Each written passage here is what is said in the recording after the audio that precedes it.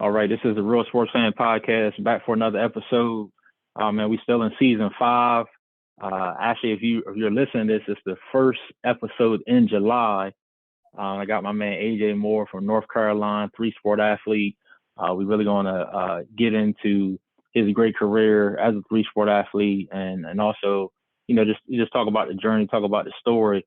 But this is season 5, episode 17.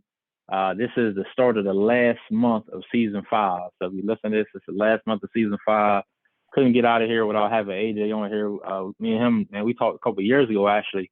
AJ, I don't know if you remember at Robert's gym about making sure we got on here. Yeah, and I talked to your mom as well about trying to get her or you both. And then we got you, which is great. I had Bryce on a couple of weeks ago, and we came across one of your videos that he had showed, and we got to talking about it. I was like, man, I got to try one more time to get AJ because I know with time and stuff, man. So I told him earlier. I hit him even before when I was just doing some more research. I said, man, and I hit Porky too. Dennis Hardy because that was the last running back I seen, with gaudy stats. And then I looked at yours. I was like, man, I said AJ was the truth. And Bryce he said, man, the best I've seen. I told you.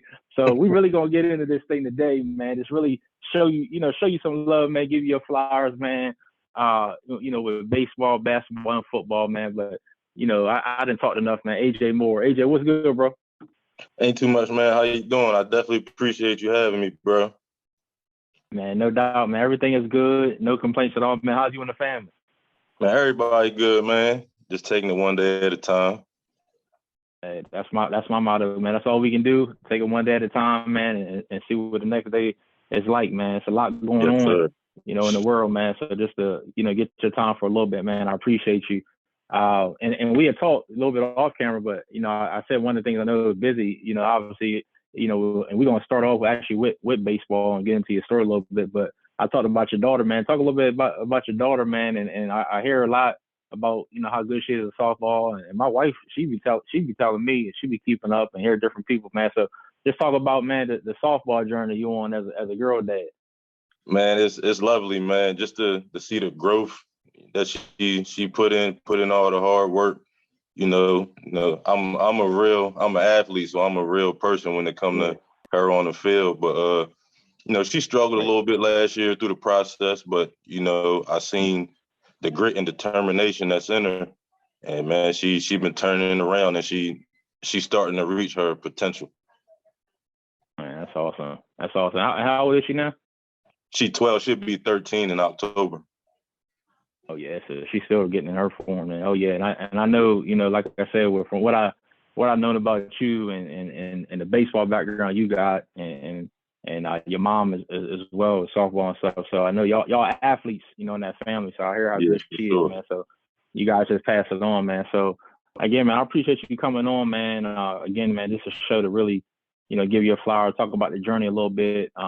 Before we get into, you just telling everybody who might not know where you're from, a little bit about your childhood. One thing I always remember about you, and I was obviously older than you, but one thing I always remember about you is you always was about your business, when it came to sports. Like, even as a kid, I remember saying, like, man, like, who's that kid? And then, I don't even remember who it was at the time. It's AJ Moore. You was always confident in who you were. Like, you was one of the guys that, like, you don't want to play with him. Like, you know what I'm saying? Like, you was, because I get that sometimes, because sometimes I used to be like, people like, what's wrong with you? Like, you look mad. Like, nah, I'm good. I'm focused. Like, you know what I mean? Right, I'm just focused on the task. And like, you remind myself a little bit with that. So like, sometimes like, hey, what's wrong with you? I'm like, I'm good. Nothing. What's wrong with you? So, you know what I mean? But you was always focused, man, and dominating your sports, man. So, again, man, thanks for coming on the Real Sports Fan Podcast. But tell a little bit, man, about yourself, man, just growing up, where you from. Just talk a little bit about, where you from and whatnot. Man, I'm from Denton, of course, born and raised Denton, pretty much there all my life.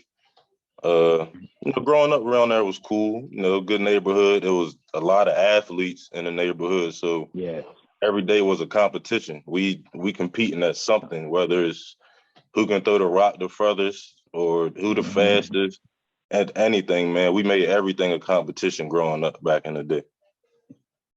Yeah, that definitely, you're right too. I mean, Denton's always had a lot of athletes, but especially in your era too. Before, a little bit before and a little bit after, man. Yeah. That talent that came out there, and we're gonna get in a lot of that talent as the show goes on. But and you're right, man. When you got competitive guys around you, it only helps you. It only makes you better. What was that first sport that you started getting into? And maybe you got a love for. What was the first sport you actually had a love for? Man, honestly, it was baseball. I started out playing t-ball, and it kind of got boring for a second, hitting off the tee. So the coaches switched up and started throwing to me. So after that, it lit off, and I did a little bit of soccer. Because back in the day, you couldn't play Pop Warner until you was like 8 or 9, something like that. Yeah, right, So, yep. Yeah, I started off with t-ball and soccer around like 5 and 6, and then after that, here come football, and I got into basketball really probably about late elementary school, middle school time. Got you. Okay, so that goes right into my segue, because I thought it was baseball, and I'm glad you said baseball, because my next question was going to be, talk about the Denton Lions. You remember the Denton Lions, early on, talk a little bit about, starting off with that. So my first year, back when we was in Little League, like me and Bryce, he did 9 through 12 all played together in the regular season before All-Star. So nowadays it's split up. You got 9 and 10 play together and 11 and 12 play together. But back then, made a team. I had some heavy hitters on my team, a kid named Brian Hobbs, probably, if not one of the best baseball players I ever seen in my life. I read about him, yeah. Yeah, man. So, I was 9 years old. He was 12, throwing about 68 miles an hour, 70 miles an hour. And I had to catch him as a catcher. So that's what I started off as a catcher. But after that, it, made All-Stars. It's funny you say that. The first year, the All-Stars was my first time running into Bryce. Now, is that right? Yeah. Young Pedro Martinez, he called himself. Yeah. I call him. We made up this name for him in travel ball. We call him household name. But I like that. So the first year it was decent. Played pretty good. Made the all 9 to 10-year-old All-Star team. Of course, I think Easton beat us in districts that year. But after my first year with the Lions in Little League, I started playing different positions: third base, shortstop, outfield, pitching. The catching kind of went to the wayside. I was growing crazy, having real bad growing pains in my knees. So that knees, yeah, man. It wasn't working, man. So I just, one thing about me with sports, man, I try to be good at more than just one position, especially sports that I had love for. So stopped catching. They put me third base, shortstop, and then got into pitching. And man, after a while, Little League, it was really Denton Little League. I was on the Lions. My cousin Trayvon Green played for American Legion, and me, him, and a few other guys, we probably were the best pitchers, in the league in Denton at the time. So it was always, family going against family over there. I bet, man. I bet. Yeah, definitely. Yeah, I was reading about, like you said, the Little League All-Star games and teams and stuff that you made. Talk a little bit about this 15 and under national team. Actually, you mentioned Bryce, Chesapeake Cardinals, 15 under. You look like you and Bryce play on that team. Yeah, talk a little bit about your experience there and where y'all, what y'all did. Man, that was great, man. I had played for a previous travel ball team before that called the Chop Tank Chargers, and we went to a couple national tournaments on that team, and we played okay, but we could have played a lot better. So, the next following year, it was talk about, the Cardinals starting up tryouts and all that. So, tried out for the team, and honestly, man, at first, I wasn't going to play because Bryce was trying out for the team. So that was just a competitive nature in me at the time. Yeah, that's how. And then it was the Denton and Easton. You know what I mean? You had to be the best athlete around type thing. But you know, talked about it, got on the team, and that probably was the best ball I played in baseball in my life, man. We had a real solid squad. That's crazy though. It's funny you say that, man, but because that's what I always say though too though. You know, you always, and that's kind of what I meant early on when you always play with a chip on your shoulder. And like you said back then, you right, we was competitive. Like I remember when I started playing AU, we didn't want to play with the Cambridge kids. You know what I mean? Yeah. Because we signed each other up. Same thing with like Little League. You know, you got Dan East, and you know what I mean. So you know, it's funny. You know, I hate to always try to sound like the old guy sometimes, but like even now, like you look at a lot of the leagues and stuff. You know, people practice together and like in the Yeah, NBA and do stuff together. And back then, man, we knew of each other because of competition. And then we yeah, ended up being cool with each other, like, hey, hi, bye, sort of thing. Then you had to, yeah. you know, you talk, but it wasn't, you know, it was just different. You know what I'm saying? It was different. But so it's funny you saying that you almost didn't play because of Bryce. So that's actually real funny. And then I see that you talked about Trayvon Green earlier. I see he was on that team as well, man. So y'all definitely had a real good squad when it comes to that. Let me ask you this because I kind of ask Bryce this too. And anybody that plays baseball, that's African American, that's black. I think I asked Monkey Murray this. Cabby Potter, Cabby is going to be on your people as well. He's supposed to be on last week. We're going to shoot him soon, hopefully. Cabby, I'm saying that online now, so you definitely got to get on here now. Shout out to bro. He Shout should out be on Cabby here. Potter, man.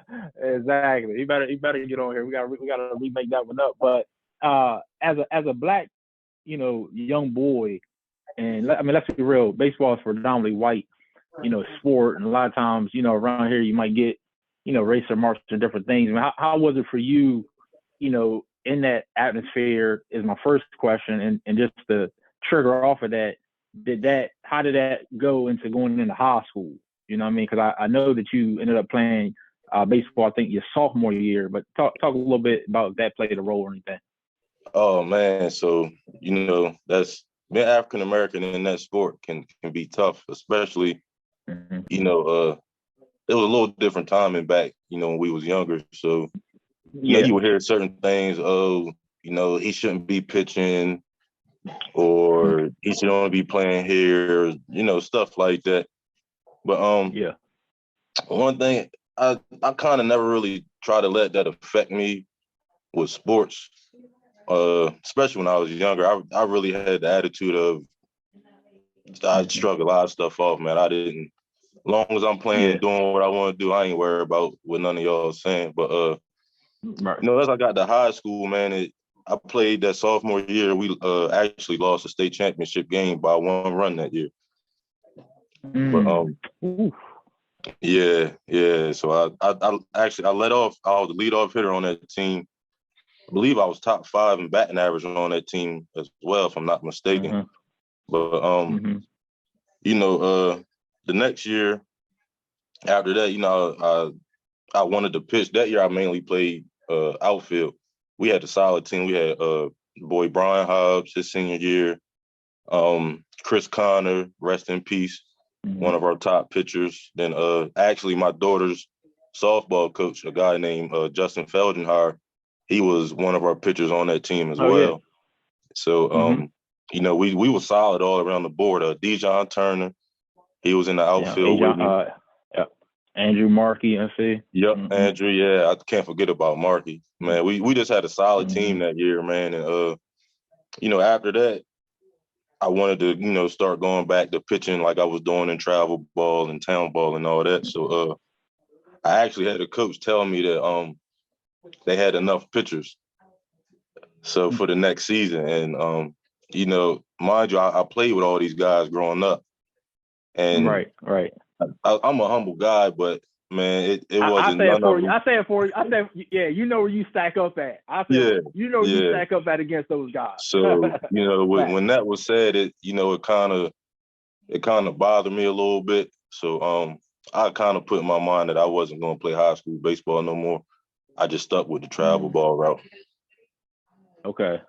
Thanks for that, man. Because as I was doing research, that's where it dipped off at. So I said something must have not necessarily happened, but I know it was a reason why you didn't keep. But I did see, like you said, travel senior league baseball. I seen the travel baseball, but I was wondering about that high school, and I seen how good that team was, and it's crazy. I was going to ask you, but I think I just read because you were talking about how good of an athlete early on that Brian Hobbs was. But I see that he had actually went to Annapolis area, Anne Arundel, his junior year, and came back his senior year. Okay. Man, I seen they say he was a newcomer. I was wondering how.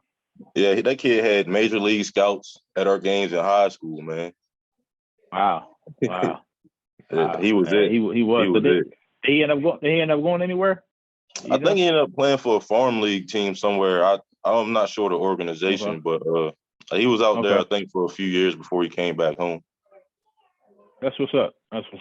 Cool, man. So yeah, thanks for sharing about baseball, because, like you said, in confirming what I thought was your first love, and it's funny saying that as we get on to these next two sports, we want to transition to basketball and then say the best for last in football. But your foundation, everything you laid with baseball, and then playing, your sophomore year, obviously playing all three sports in high school, which can be tough on your body and everything else like that, man. So, again, thanks for sharing. Let's go to the hardwood a little bit, man. And one thing I always, again, respect about you, obviously that was I ain't gonna say my main sport, that was my only sport, was basketball. So obviously that's how I knew about you first, was watching your basketball, even after I graduated, and then hearing about you in other sports, and football, and I always knew that you was a good baseball player. But talk a little bit about your sophomore year. You're coming on this Ronald Ringo senior year. John Dawson, sophomore. He had been on a year before. You guys got a real good team. Adrian is there. Adrian Waters.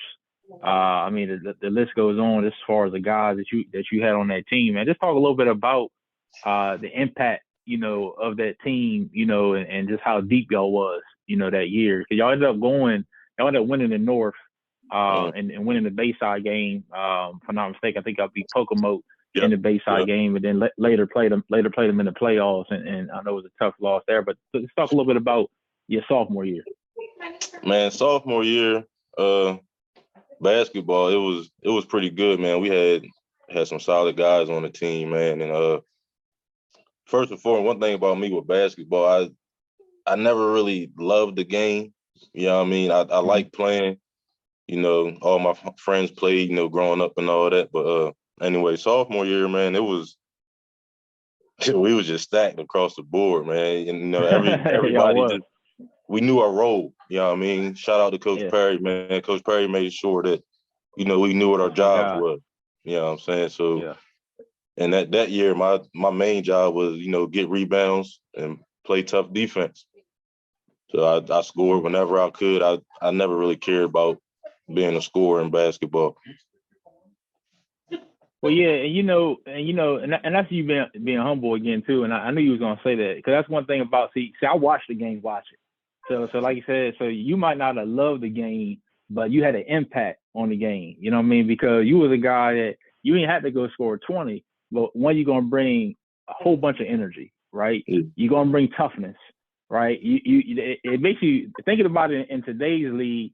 It had you almost playing like a PJ Tucker, role. You know what I mean? Because you might not have been a tall, but you could jump. You know what I'm saying? You were strong. You rebound. You block shots. You get steals. You don't when you had to as the years went on. You know what I'm saying? So I'm gonna say that for you that you had to really look at the box scores, and that didn't always tell the impact of you on that team. And that's just the sophomore year, because as you got better, as we go forward a little bit, you really had an impact. But that let me ask you this. So that junior year, that sophomore year compared to your junior year, because having Ron and Asian, does that make that team better? Because I know y'all still had a great year, all 3 years really, but I'm just comparing your sophomore year and your junior. I asked Bryce the same question. How you compare those two teams? Does having Ron make that year that a better team? I mean, one thing about Ron, man, his IQ for the game is insane. Like, and it's been like that since we was kids. Thank you. I always tell people, and Ron, he puts it on the show a couple of times. I don't like it's gonna happen. That's my boy. I love him. I seen him last week. But I always tell people, out of all the guys I played with, because I was a senior when he was a sophomore, got to be top 2 or 3 highest IQs I played against. And that Yes, sir. that was his sophomore year. You know what I'm saying? Right. So as a senior, Right. I already know he was polished and he was ready, you know, I'm sure to help lead y'all, you know, to that game. I'm sorry to cut you off, but that just the IQ, you're right. Is second to none. Man, Yeah. Crazy, second to none, man, especially, you know, at his age at that time. But you know, I didn't play my junior year. I didn't play basketball my junior year. I was actually recovering from my first knee surgery at the football season. Was that the season. meniscus? Yep. Yeah. That's what I was wondering about, the meniscus, because and that's why when you were talking about catching, going back to baseball, I don't know why I immediately thought about that. I like, man, I know he still could have been catching as he got older, because I read about the meniscus and what happened in football and whatnot. But yeah. So obviously without you on there, obviously it's gonna be a little bit different. But I guess that sophomore year team, you know, with all y'all, with that would probably have made it better, I'm sure, than the junior year. Oh yeah, for sure. But you know, they still had a solid team. You know, I was at every game. You know what I mean? Sitting there on my crutches. But you know, I feel like the only thing that might have been missing from that junior year was, you know, the intensity and grittiness that I brought to the team. Yeah, because that's the one thing. One of the things I was saying. I was saying about your knee injury and you know, and asked you about the timetable and whatnot. But you're right, that toughness and everything y'all did. And then, like I said, y'all beat Pocomo in the Bayside game, which was great. And then, like I said, I know y'all had a tough loss in the playoffs to them. You know, it's just one of those things. Just like I told Bryce, it's hard to beat a team 3 times. Also, hard to beat a team within the matter of a couple of weeks. So that's just a matter, if you remember anything about that game, that's just a matter of them just seeing you again, you know, so quickly after that Bayside. Honestly, I feel like, you know, they came out and a little more physical than what we did, and we just couldn't catch up. You know, we just couldn't catch back up. You know what I mean? But do I think they was a better team? Not at all. Yeah, I feel like we really beat ourselves. We had, you know, a few turnovers that we shouldn't have had at costly times, and I don't know. I feel like they might have been a little tougher that game as a team, as a whole. Yeah. So, you know, playoff time, deep in the playoffs, you got to bring that physicality to the game. You know what I mean? To take it over the top. Yeah.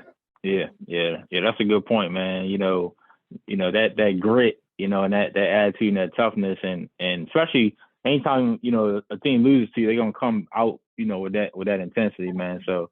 But like I said, great year. I mean, 21-3. I mean, y'all went 21-3 that year and lost in the 1A East Finals. I mean, so definitely nothing to hold your head down about. And like you said, I know you're recovering your junior year, you know, from the injury, and obviously you lost Ron and Adrian.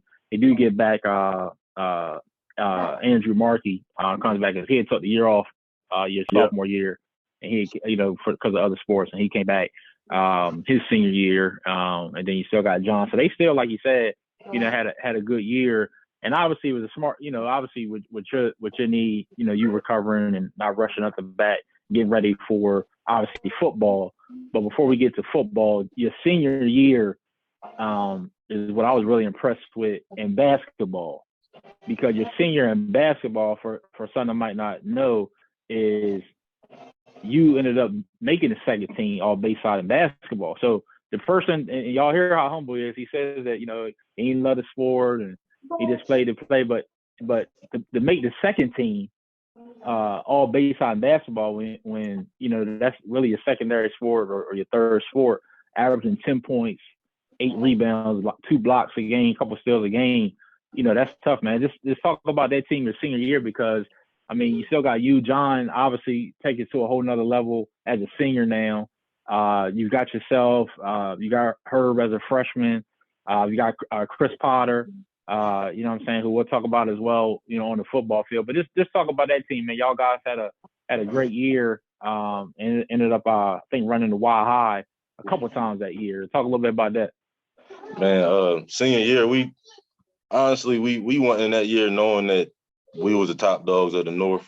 We knew as long as we could beat Easton, of course, we in the North, we was good. So, you know, we just went at it, man. Coach Perry had us well prepared for a lot of games to And one thing, we never lost a game because we were tired. You know, Coach Perry made sure we was well conditioned. We might spend a half an hour in practice just doing up but running before we even start really going through practice.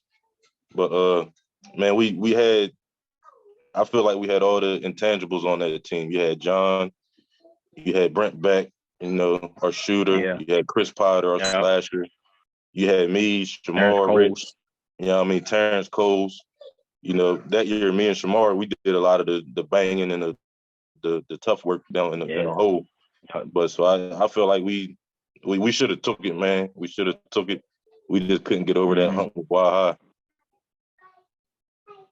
Yeah, you know, but I give you a lot of credit for how y'all came out that year though, because the year prior, you know, two coin tosses at the end of the regular season had meant y'all gave up the North to Cambridge, and then y'all went to Easton your junior year, like you said, and then it was again one of them teams were trying to play a team again a third time, and I know Easton ended up beating y'all 59-53. So the way y'all came back, and I mean, and you said it, man. I mean, with you, John, Terrence, Chris, Brent, Shamar, you know, I mean, y'all was tough, man. And like I said, you guys played bigger down low, you know, than what your size always was, you know. And like you said, Easton still had obviously LT and Bryce, and you know, I know North Dorchester, you know, they still had good teams and Colonel and stuff, but what you guys did that year, and if I'm not mistaken, I think y'all ended up winning. Did y'all win the North that year, right?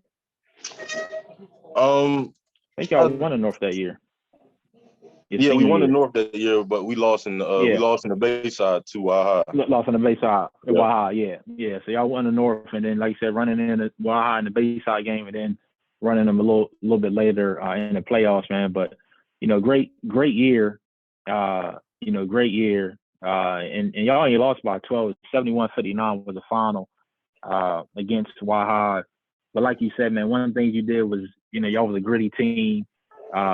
You know, y'all played together. Y'all had a lot of seniors on that team, so you can tell the togetherness and the you know, ability y'all had as a unit. You know, that whole year you could tell y'all was on a mission, man. So yeah, I just wanted to share that, man, because again, I know, like you said, you might consider that your third sport, but for it to be a third sport, you still go out and make second team. You know, all Bayside. I mean, that's tough, and I'm glad that coaches acknowledge some of the dirty work and stuff you did. Because a lot of times, that's one reason that when you say Coach Steve Perry, that's one of my guys, because Coach Perry was always one of the people that showed me love, and you know, I mean, he always acknowledged some of the stuff that other people might not see, and so I'm sure playing for a guy like that, you know, I mean, only helps, man. So. Man, Coach Perry was great, man. He taught us a lot more than just about basketball. You know what I mean? There was a lot of life lessons he gave us over the years, man. Yeah, I bet, man. He was, even in a little bit of time that I got the conversation with him, he was my North Bayside coach. But he always just gave you a nugget, or just, you know, he was motivating, you know what I mean? Yeah. And talk about, I jumped to the second team, but you got to play in the All-Star game too. North Carolina had 4 and Easton had 4, man. Talk about how fun that game was to play in. Oh man, the All-Star game was crazy. You know, the best of both sides, man. Like Bryce said, the best part, layup lines, man. Layup lines. Yeah. You know, I always could jump. You know, it started back in middle school. John Dawson, I believe he was dunking in 7th grade.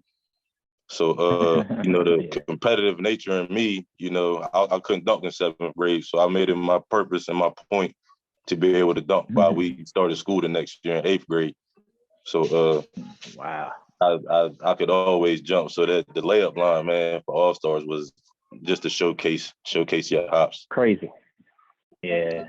Yeah, that's always the fun part. That's always the fun part, man, that layup line. Nothing like that.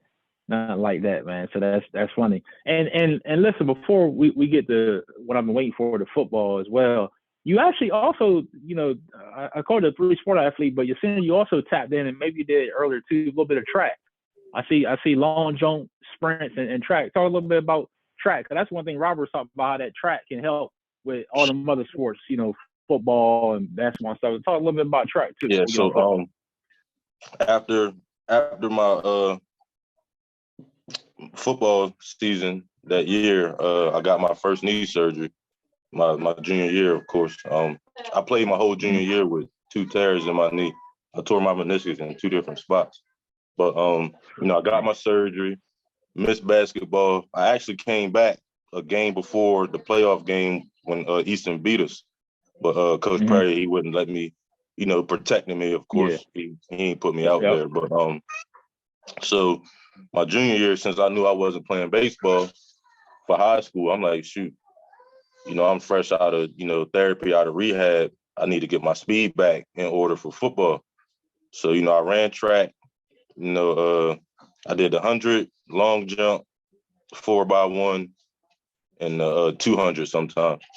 But, track really, I took it serious because I was more focused on the bigger picture. So I was looking at the football and all that. But, man, track, man, any athlete playing any sport can put track in their regimen some type of way. Because I want to say before, I might have ran maybe a 4.640 before then. But, after my surgery and running track that my junior season, when I went to the football camps that summer, I was actually running a 4.4. So, but just the help with the form, your running form, getting out the gate off the blocks, man, it was just little minor stuff that if I never ran track, I would have never even thought about. And, as you get older with the sport, you run into the combines and, all the kids are trying to tweak different little things, to make them, that much faster. Because, you're doing the combines, you're doing the shuffles, you're doing the 40s. Yeah. Tenths of a second, that can cost you a couple $1 million. You know what I'm saying? Yeah, hey, you got that right. Yeah, for sure. But, that's how they track so much, like you said, in the combine. Yep. But track got me back where I needed to be for that summer going into the multiple football camps I went to and then preparing for my upcoming senior season. Awesome. Yeah, thanks for sharing that about track because that's something that, has been stressing. I'm glad, it was kids hear this or parents about their kids, man. We talk so much too about them other sports and especially track. It helps so much, with other sports, man. So I appreciate you sharing this, man. And this what we're gonna do now is get into football, man.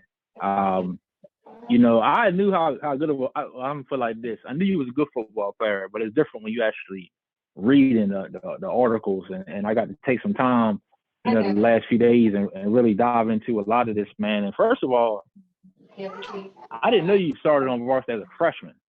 So I definitely want to hear about your opening game. I know you had talked about, getting into, I think back then you had to be a certain age, probably even play football. And you can go back if you want, even start talking about how you got into football at such an early age. But your first game against Cambridge as a freshman, 2 minutes, 56 seconds of the game, you take it 47 yards down the sideline, inside gap, broke left, against Cambridge and ended up scoring there and even and only on 12 carries had 137 yards, man. So just talk a little bit about that first game as a freshman. And if you want to go back a little bit before that, please be my guest. All right, I'll go back a little bit before that, before I get into it. But, back, Pop Warner days, to be on Pee Wees, you had to be like 9 and 10. Midgets was the older guys. Had to be a certain weight, of course. So I actually started out playing football as an offensive tackle and nose guard. So my first year at Pop Warner, I didn't start running the ball until my second year. And, man, I fell in love with it. After that, it was running back and linebacker, the rest of my football career. And, man, it led up.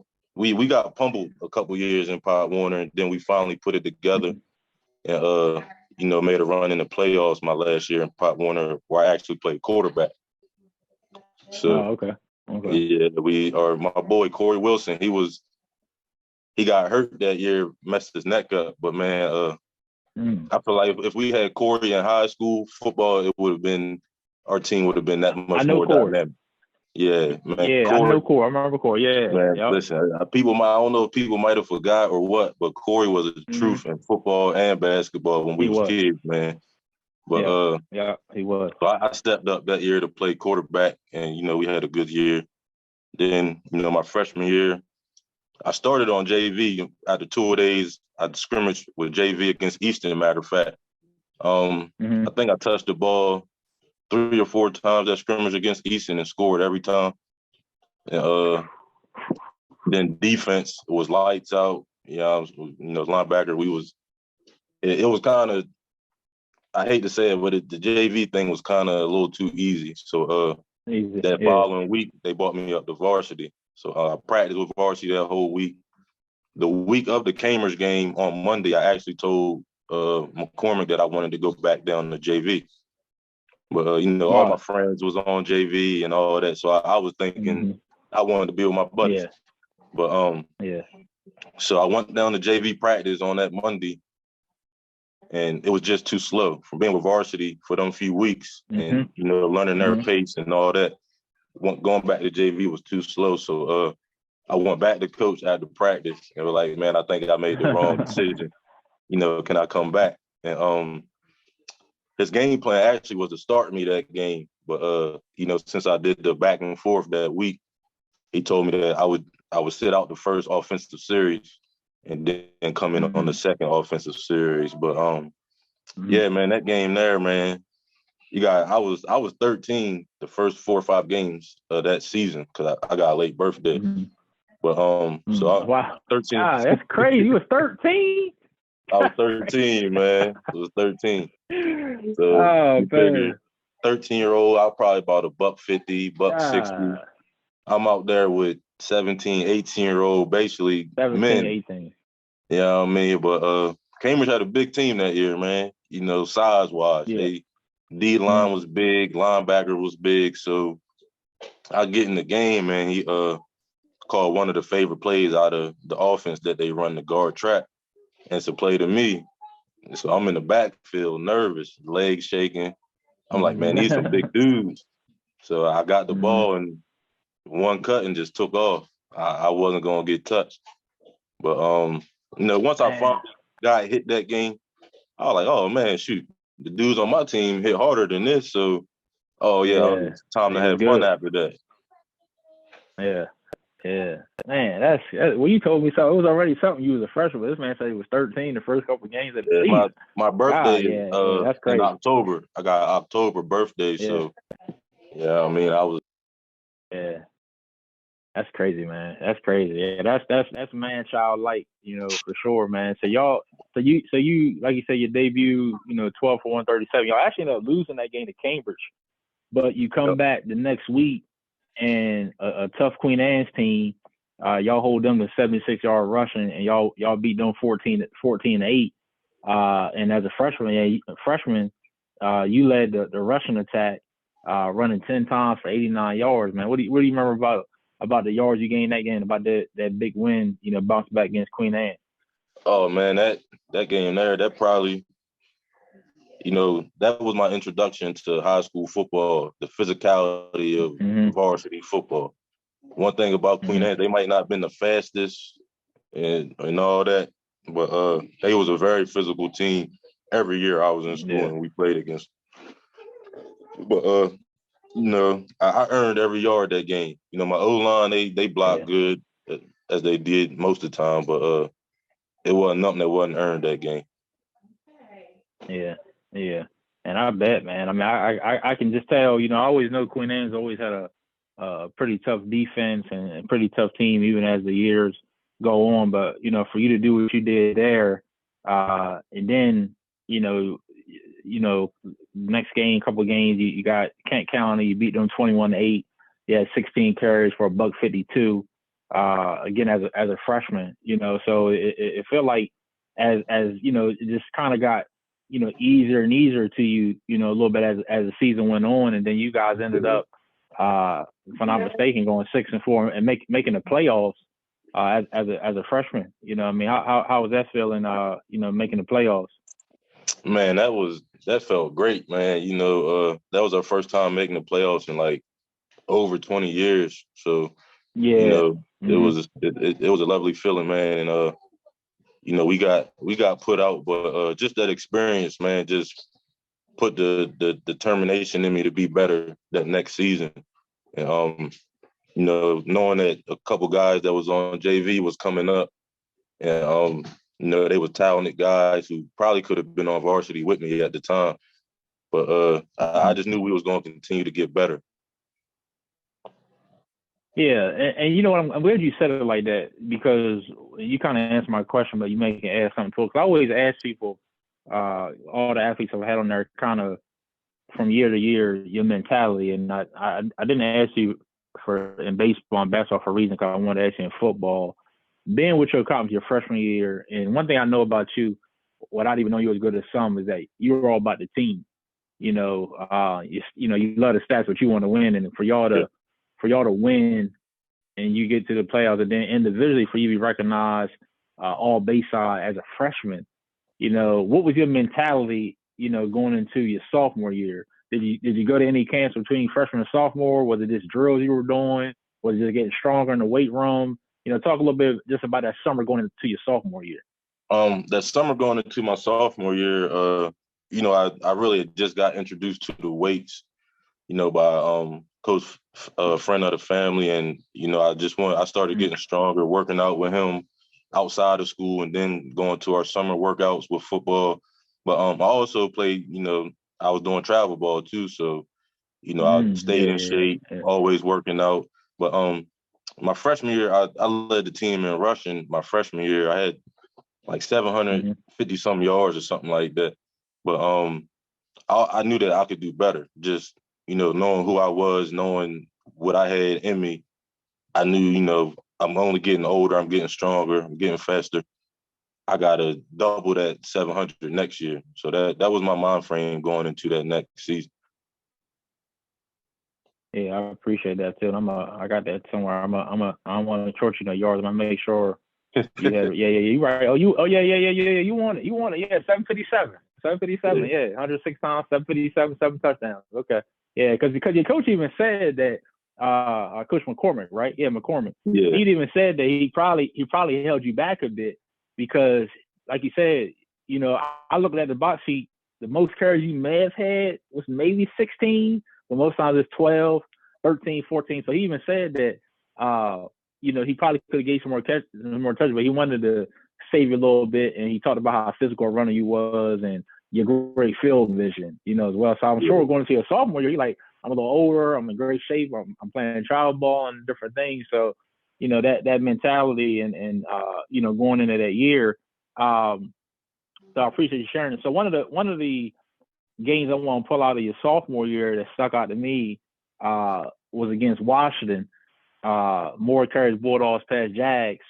Sophomore rusher for a season high 252 yards, 4 TDs as a sophomore. Man, anything you remember about that game, man? You just had it going, man, with some big runs of 25, 19, and 76 yards. You had 176 yards in the second half alone. So just talk to me a little bit about that. Man, you know, that game was we knew we was the stronger team going into that week, but you know, our game plan was to dominate. You know, let them know that they really didn't deserve to be on the field with us. You know, that was our mindset, you know, with a lot of teams. But you know, I think I only had like maybe 15 carries that game. But man, it was just the offensive line was blocking crazy. You could literally drive a car through the hole that I was running through half the time. But it was a lot of times they made it easy for me, man. And I think some people might have underestimated my speed at times. So, you know, it was a lot of just hitting the corners, you know, one cut it back up the field, and it was just taking off, man. But it's funny you say that last stretch, them last 3 games of that season, I rushed for like 680 some yards and 12 touchdowns them last 3 games. Yep, you sure did. The next game you played Colonel, and you rushed for 200 then. I think then you had another 200 against Bennett. So yeah, you got hot, you know, at the end there. I mean, you were great all season. I'm gonna give them stats at the end of the season, but I want to stop for a second at the Colonel because I know you got Colonel Richardson, who's a rival, right? And I think y'all always played in something. Was it called the Superintendent? Superintendent Bowl or something like that. Yeah. Superintendent Bowl, y'all played that. talk about a little bit about what that was in that rivalry, because I never knew. Somebody else stats I came across before yours, and they had that same thing. Now, talk a little bit about that rivalry, from a football level, and again, your impact in that game, again, going for over 200 again. That's cross county rivals, man. So the week going into that game, I was a underclassman at the time, but they would do interviews. The upperclassmen from our team and from Colonel would go to either or school. I think they rotated every year what school they would hold it at. And, just talk about the upcoming game for the week, what it meant to everybody and all that. And, man, it's, Colonel always had good athletes, but I think they just had the good athletes in the wrong type of offensive scheme, But even with me, man, I feel as though in a different offensive scheme, I would have excelled even more than what I did. You got to think like a lot of my carries or directly up the middle, off the center, but off the guard, but so I'm going right through the thick of it. And, I feel like, and it's the thing back then was on the whole shore, man. You had a lot of athletes that I feel as though if you put guys in space and let them create and do what they do, a lot of guys would have excelled even more than what they did. But Colonel, that rivalry with Colonel, man, we had that locked in the bag for 3 years running. Yeah, I mean, we actually lost to him my senior year, where I only played the second half of the game, and I think we ended up losing. It wasn't by a lot, but if I played that whole game, it would have been a done deal from the get go. Yeah. But we hated Colonel, man. Cross County rival couldn't beat us enough. So it was always intense. Every game with them was intense. Yeah, because you're right. I see you got at them your sophomore year, and then I see the battle you had on the other side. I think it was your following year with Acree. Well, actually, both years it was Donnell Acree. I see on Colonel. Yeah. I see he was running back over there, and I'm gonna get back to that in a second because I don't want to get us away. But before I get to what you accomplished after your sophomore year, you guys made the playoffs again for the second straight year, right? Yeah. Second straight year you made the playoffs. Still 1A too at this point. Yeah. And you have to play again who you beat the second in the season, Queen Anne's. Queen Anne's again. So it's almost like again how we saw basketball. You seeing all these teams the second time. Yeah. So talk about now trying to beat these guys again. You beat them early in the season, 14-8. Talk about now the playoff game that you guys played them in. That it went a little bit different. Hard fought, 14-7 loss against them. Man, I gotta shout him out and rest in peace to Tony Tingle, man. But he was on that Queen Anne's team that year. He was another great athlete on the shore. But yes, he was, man. Man, we had one of our top middle linebackers down that game. So we had a couple guys hurt going into that game. And we didn't, it was always, next man up mentality. It's like, how the guys do in the league now. Somebody hurt, next man gotta step up. But they was just the more physical team that night. You know what I mean? It was a close game. We just they had our number, man. A lot of times, a lot of games that we lost, we never really lost because of talent or because we got beat by the other players. Majority of the time, and it's not, taking no shots at anybody or nothing, but we got out coached a lot. You got to figure we ran the wing T offense and ran the same thing, same few plays every game. So you got to think by the time playoffs get there, whatever team you playing got 10 games of film to study and watch your tendencies, learn what you like to do a lot. You run in motion this way, the ball might be going the opposite way that the motion going. So, and if you're a football-minded coach and, you're really into the game, like one thing about me, I always was a student of the game of football. So even when I was a kid, with my grandfather, I would sit and watch games and like each series, I might watch the receivers on this series, watch what they do. Next time I might watch the quarterback. Next time somebody else. So the easiest way to stop a wing T offense, which is predominantly running offense, is to have your linebackers key on the guards. So the guards take you to every running play in the wing T. And Queen Anne's coaches knew that. So I know pretty much every time I touched the ball, I was getting met in the hole by 2 people at least. But, you know, they just had our number that night, man. Nah, man, I really appreciate how you explained it to me, because you sound like my cousin. You sound like Dennis Hardy, you know, another fellow running back. And listen, I seen his tape. Sorry to cut you off, but when Jody Ward came to North High my junior year, I watched all the Easton tape that he brought with him. And man, I used to see him on the news anyway back then. Every week he was on the news. But actually seeing his tape, crazy. You know, that was another thing that I tried to do, like knowing the great running backs that came from different schools before me. Like I was, you know, trying to top all of them. You know, I wanted to be the top dog, man. Yeah.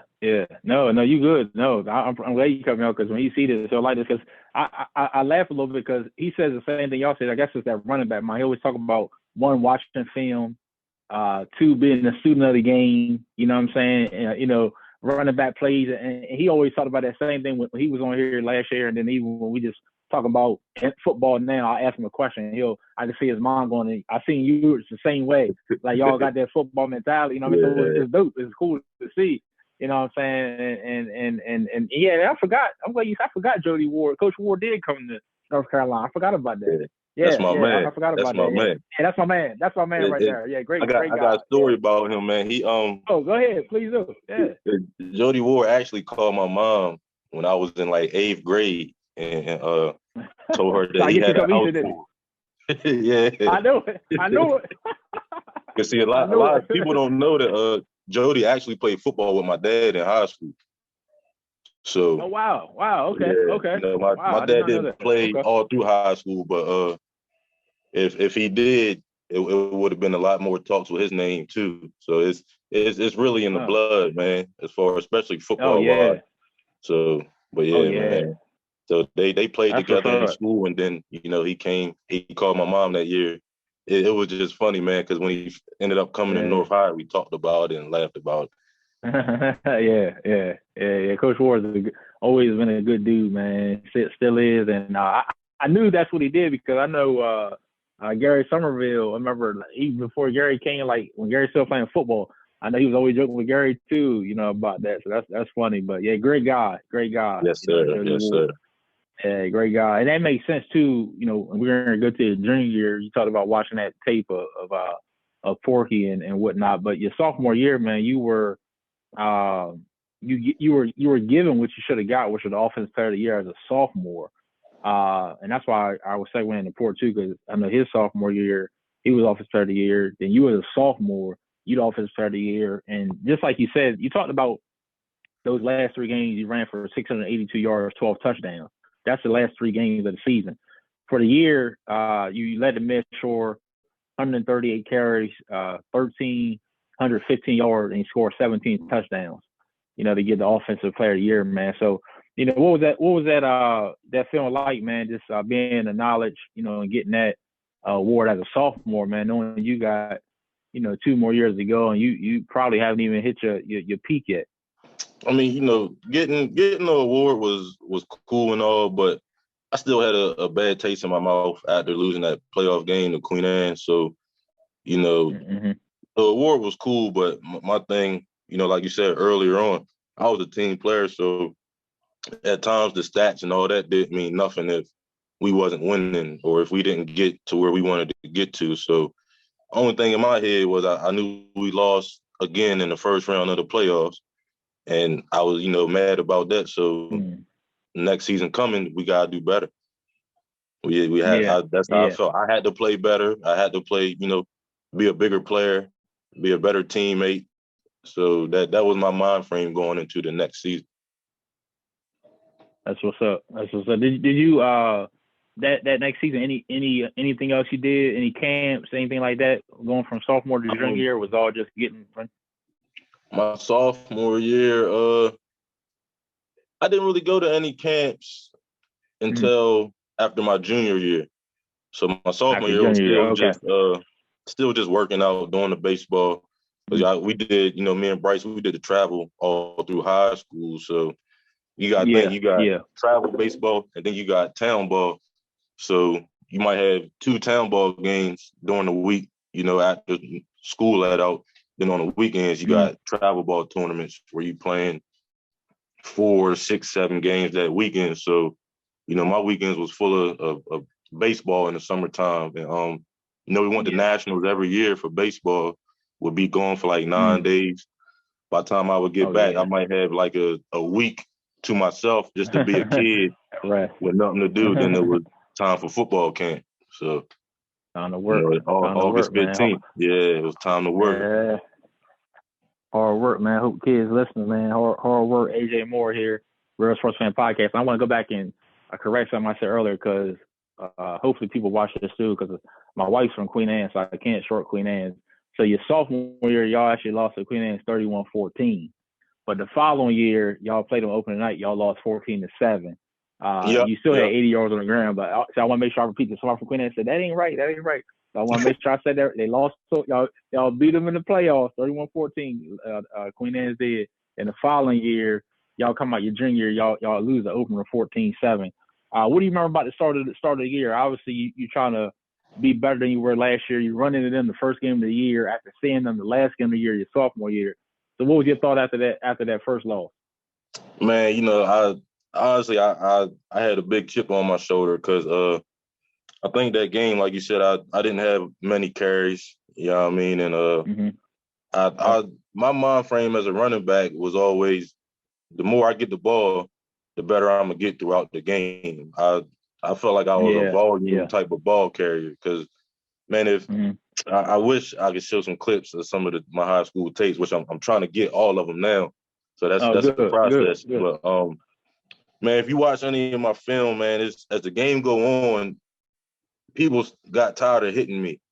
So I like I said, I played linebacker on defense, but I was angry when I ran the ball. Even though I had the speed, I had the moves if I needed to do them, but I'd rather run through you and keep on running while you on the ground type of deal. So third, fourth quarter teams started getting tired of tackling me. So the running lanes will open up and it was off to the races in the second half of most games. But I feel as though if I got the ball a little more that first game against Queen Anne's, if I got about 20 carries other than that 10, that game would have went a different way. But man, that game hurt and it hurt everybody on the team, and we turned up after that. We finished that season 9-1, best record in school history at the time. So our defense was shut down. We had you had my bro LaMarcus Johnson. He was our quarterback that year and our corner. Shut down corner. You wasn't getting too much by him. Then you had Chris Potter on the other side. No, I'm lying. That year we had Takev Colbert was one of our cornerbacks, and he was pretty good too. So man, we had that junior year team, man. A lot of people say AJ, but man, off the top of my head, I know it was about 10 guys on that team that had Division I potential. Easy. Easy. So yeah. And I'm glad you said that because that's actually where I was going to. Yeah, you lose your first game of the year, but then y'all go win 9 straight. And I'm gonna stop for a second after game 6, where y'all 5-1. Y'all beat Bennett 41-14. That's one of the things that you said that your coach says that the more and more you get the ball, with a lot of running backs, you warm up more. You feel that all it takes is one, to bust one up for 70, 80. And I also know that you did a lot of if I'm not mistaken, kick and punt return too, so you can get that and take it to the house, along with playing linebacker and stuff like that. But you were right. After y'all was 5-1. You guys were off to the best start since 1978, and that was actually Coach McCormick's father's team that went 8-0 to start. So yeah, you guys were doing some big things, and you guys ended up being 9-1. We'll get to a little bit more of that, but you talked about LaMarcus. a lot of people don't know Lamarcus was supposed to go to Easton too. If he had stayed in Easton his middle school year, right? Okay, like I said, I forgot about that till I read about it. I forgot about Lamarcus. I forgot about that. He actually came back to Easton after our junior year. Did he? But after the football season our junior year, I want to say he finished school at Easton that year, but we stole him back before our senior year got started. Yeah, he actually me and Mark, my mom and his mom talked it out and, set something up to where, Mark was living with us so he could finish his senior year out with us. But that's what's up. Yeah. That's what's up. Yeah. He was always tough, man. And he talked a little bit about I ain't gonna get to that yet, about senior year, what he did. I think it was his senior year. He was talking about the Easton guys, talking a little trash, and then y'all went out and I think spanked Easton one of them years. I think he had like 2 interceptions and y'all was just going crazy. You, him, Chris Potter, that was our junior year that year. Yeah, it was junior. Okay. Yeah. Y'all killed him that year. So, but I want to. You talked about Lamarcus, and when I was looking at the teams, how good you were. All 4 years y'all were solid, especially your freshman year, your sophomore year, your junior year. Can you compare your 3 quarterbacks, because you also played with 3 different quarterbacks, and even though you're a running back, and people might not think that it matters. It does matter who's on the center. Matters a lot. Your freshman, it matters a lot. It matters a lot. So I almost compare it to like me and Cabby. I know we mentioned Cabby. Like me and Cabby played for 3 coaches in 3 years, and that's different. And your quarterback and your coach can be comparable. So your freshman year, you got Julius Horton. Am I right at quarterback? Yep. Who I remember because we played ball against each other. I remember Julius. Yeah. Your sophomore year, you had Ron Ringo, which I didn't even know Ron played football until like last couple of years. And then you got Lamarcus, your junior year, your senior year. Can you kind of just compare the 3 like likenesses, differences? Just not just about the 3 since you have 3 different ones. All 3 of them had the ability to play the position. Julius, I feel like he was more of a quarterback where, we should have aired it out a little more because the guy had a cannon, Okay. But I think every finger on my hands have been jammed from catching footballs from Julius my freshman year. But then you go to the next year, Ron, just like basketball, man, his IQ, man, that guy's sports IQ is wicked, man. So it was kind of a battle between Ron and a kid named Cole Breeden. But Cole could air it out maybe a little more than Ron, but Ron could do it all. He could pass, he could run. So we actually opened up the offense a little more by having Ron as our quarterback that year. And then you get to Lamarcus, man, our last 2 years, man, I seen Lamarcus throw the ball 50 yards on a 3-step drop with no problem.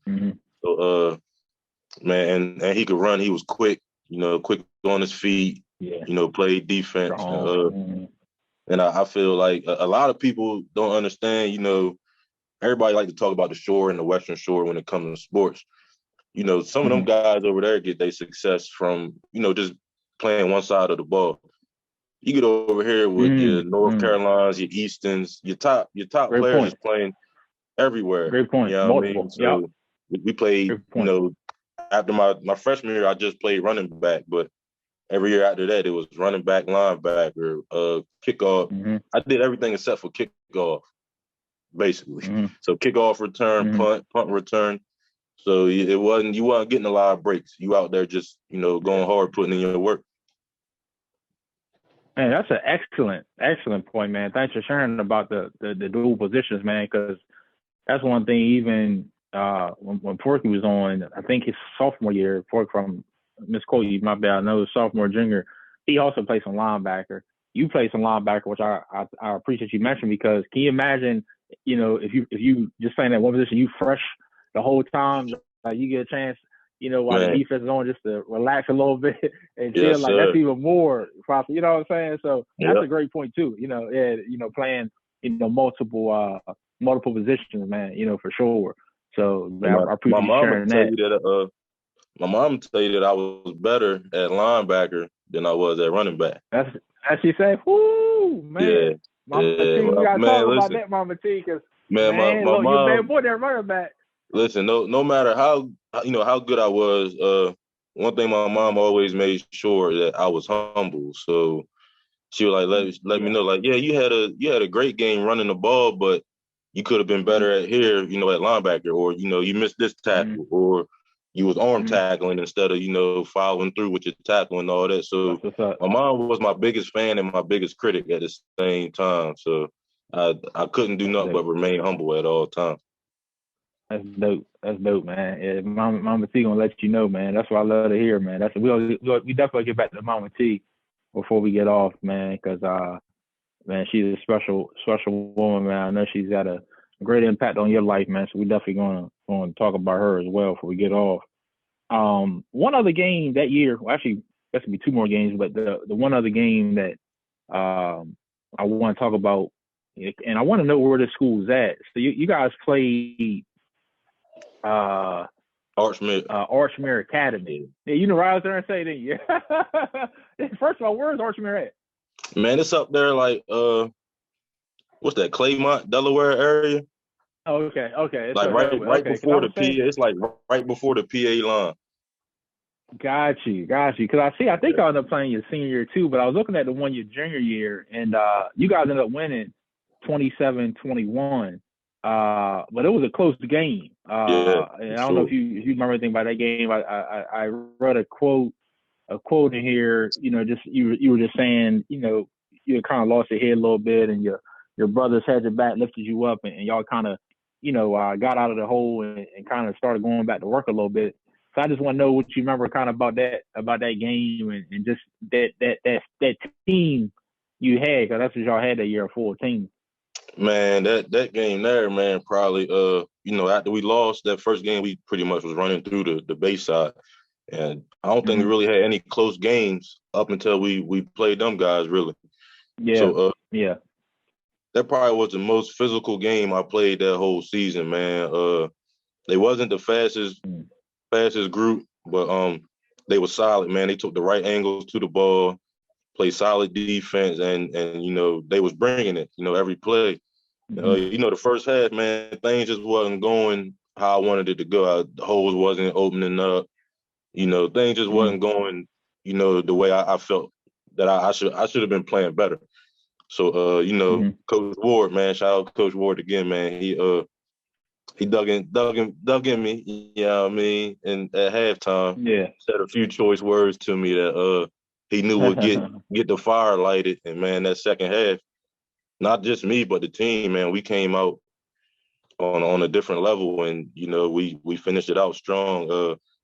I think I ran back the game-winning kickoff return. They tried to do a little squib kick. Yeah, they tried to do a little squib kick, man, and it bounced perfect. Like, it just bounced perfect in my hands, and it was off to the races, man. And shout out to my boy Ty Kev again. He the block he hit, I wish I had the tape right now, but the block he hit basically sprung me open. He sprung me open, man, and we took off after that. Game over. Yeah, man. I read about that, man. Just that play you made, and like you said, the block you got there. I was kind of imagining myself there, because you just had one or two to beat after that, and 80 yards for the final touchdown. Made it 27-21, and you finished with 18 carries for 105 yards. But what an impact, what a game. I was just reading that. Some games you can kind of just visualize, and that was one of the ones that kind of stuck out to me. And even backing up for a second, you talked about that game, but backing up for a second, correct me if I'm wrong, but after we talked about basketball, you having sit out basically the whole year. So after the first game of the season, your junior year against Queen Anne in football, is that when you got hurt with your meniscus and only sat a game or two and then came back, or was that your thing? It was the crazy part is, man, I actually messed up my knee basketball season of my sophomore year. Like thinking back and knowing, I went through two knee surgeries, my junior and senior year on the same knee. But knowing what it do when it's messed up, I actually messed it up. Yeah. In a game against Colonel my sophomore year basketball, Okay. And, we ain't think nothing of it. Went right back to probably more growing pains. So I got hurt that first game my junior year against Queen Anne's. And, we went to the doctor and got all the x-rays, MRIs, and found out it was torn. It was like a bucket handle tear this way and then right in the middle. So it was torn in two places. And the doctor gave me the choice to get the surgery right then and there and potentially miss my junior season, or I could tough it out and play. So knowing me, man, it just played through a little bit of pain. It wasn't nothing to it. I wasn't missing football for nothing. I wasn't missing it, man. Man, he's a bad boy, man. Because like I said, like you gotta be mentally tough. People always think about physically tough, but man, a lot of times the injury, man, it's that mental side. Like, it's blocking out that. Yeah, I might not be 100, but man, you ain't gonna know it. Like, what I mean. So I know you sat against Washington, and man, your team picked it up. I see Dijon Turner. I know as well. He had rushed 11 times for 99 yards. Kevin Bratzler, 11 times, 91 yards. So those guys pick you up, and then you guys come back and. It's just back to the same old thing, with that injury. Because I knew you didn't get surgery. Because when I'm reading the articles, I'm like, okay, well, it's not big enough gap for him that got surgery and came back. I knew you was playing through something. And then when you mentioned basketball earlier in the interview, it made sense, man. So I just wanted to make sure people knew, the stuff you was playing with, the injury you played with, and even going back to basketball your senior year. One of the things that even Coach Perry said was about how the injuries you played through and the toughness you showed and all that, man. So, I just want to, salute you on that, man. And like you said, you coming back, y'all go 9-1, and you run into, if I'm not mistaken, Joppatown, in the first playoff, home playoff game. I think that was the first home playoff game in, I forgot how many years it was, man, but it was a long time. So, I feel like against Joppatown, we had the better team, but they coming from across the bridge once again, and man, they just they rotating in fresh defensive linemen every couple plays, and I think if I'm not mistaken, I think I finished that game with like 190 some yards and 2 touchdowns or something like that. But man, Lance, man, by the second quarter, they was calling out our plays before we hiked the ball. So just like you said, I switch it up. Yeah, that's what we was dealing with, man. And we still almost, I think we ended up losing that game maybe by 10 or 12 points or something. But it was tied up going into the half. So Yeah. You're right. Yeah, it was 24-13 was the final score. Yeah, y'all was right there still. Yep.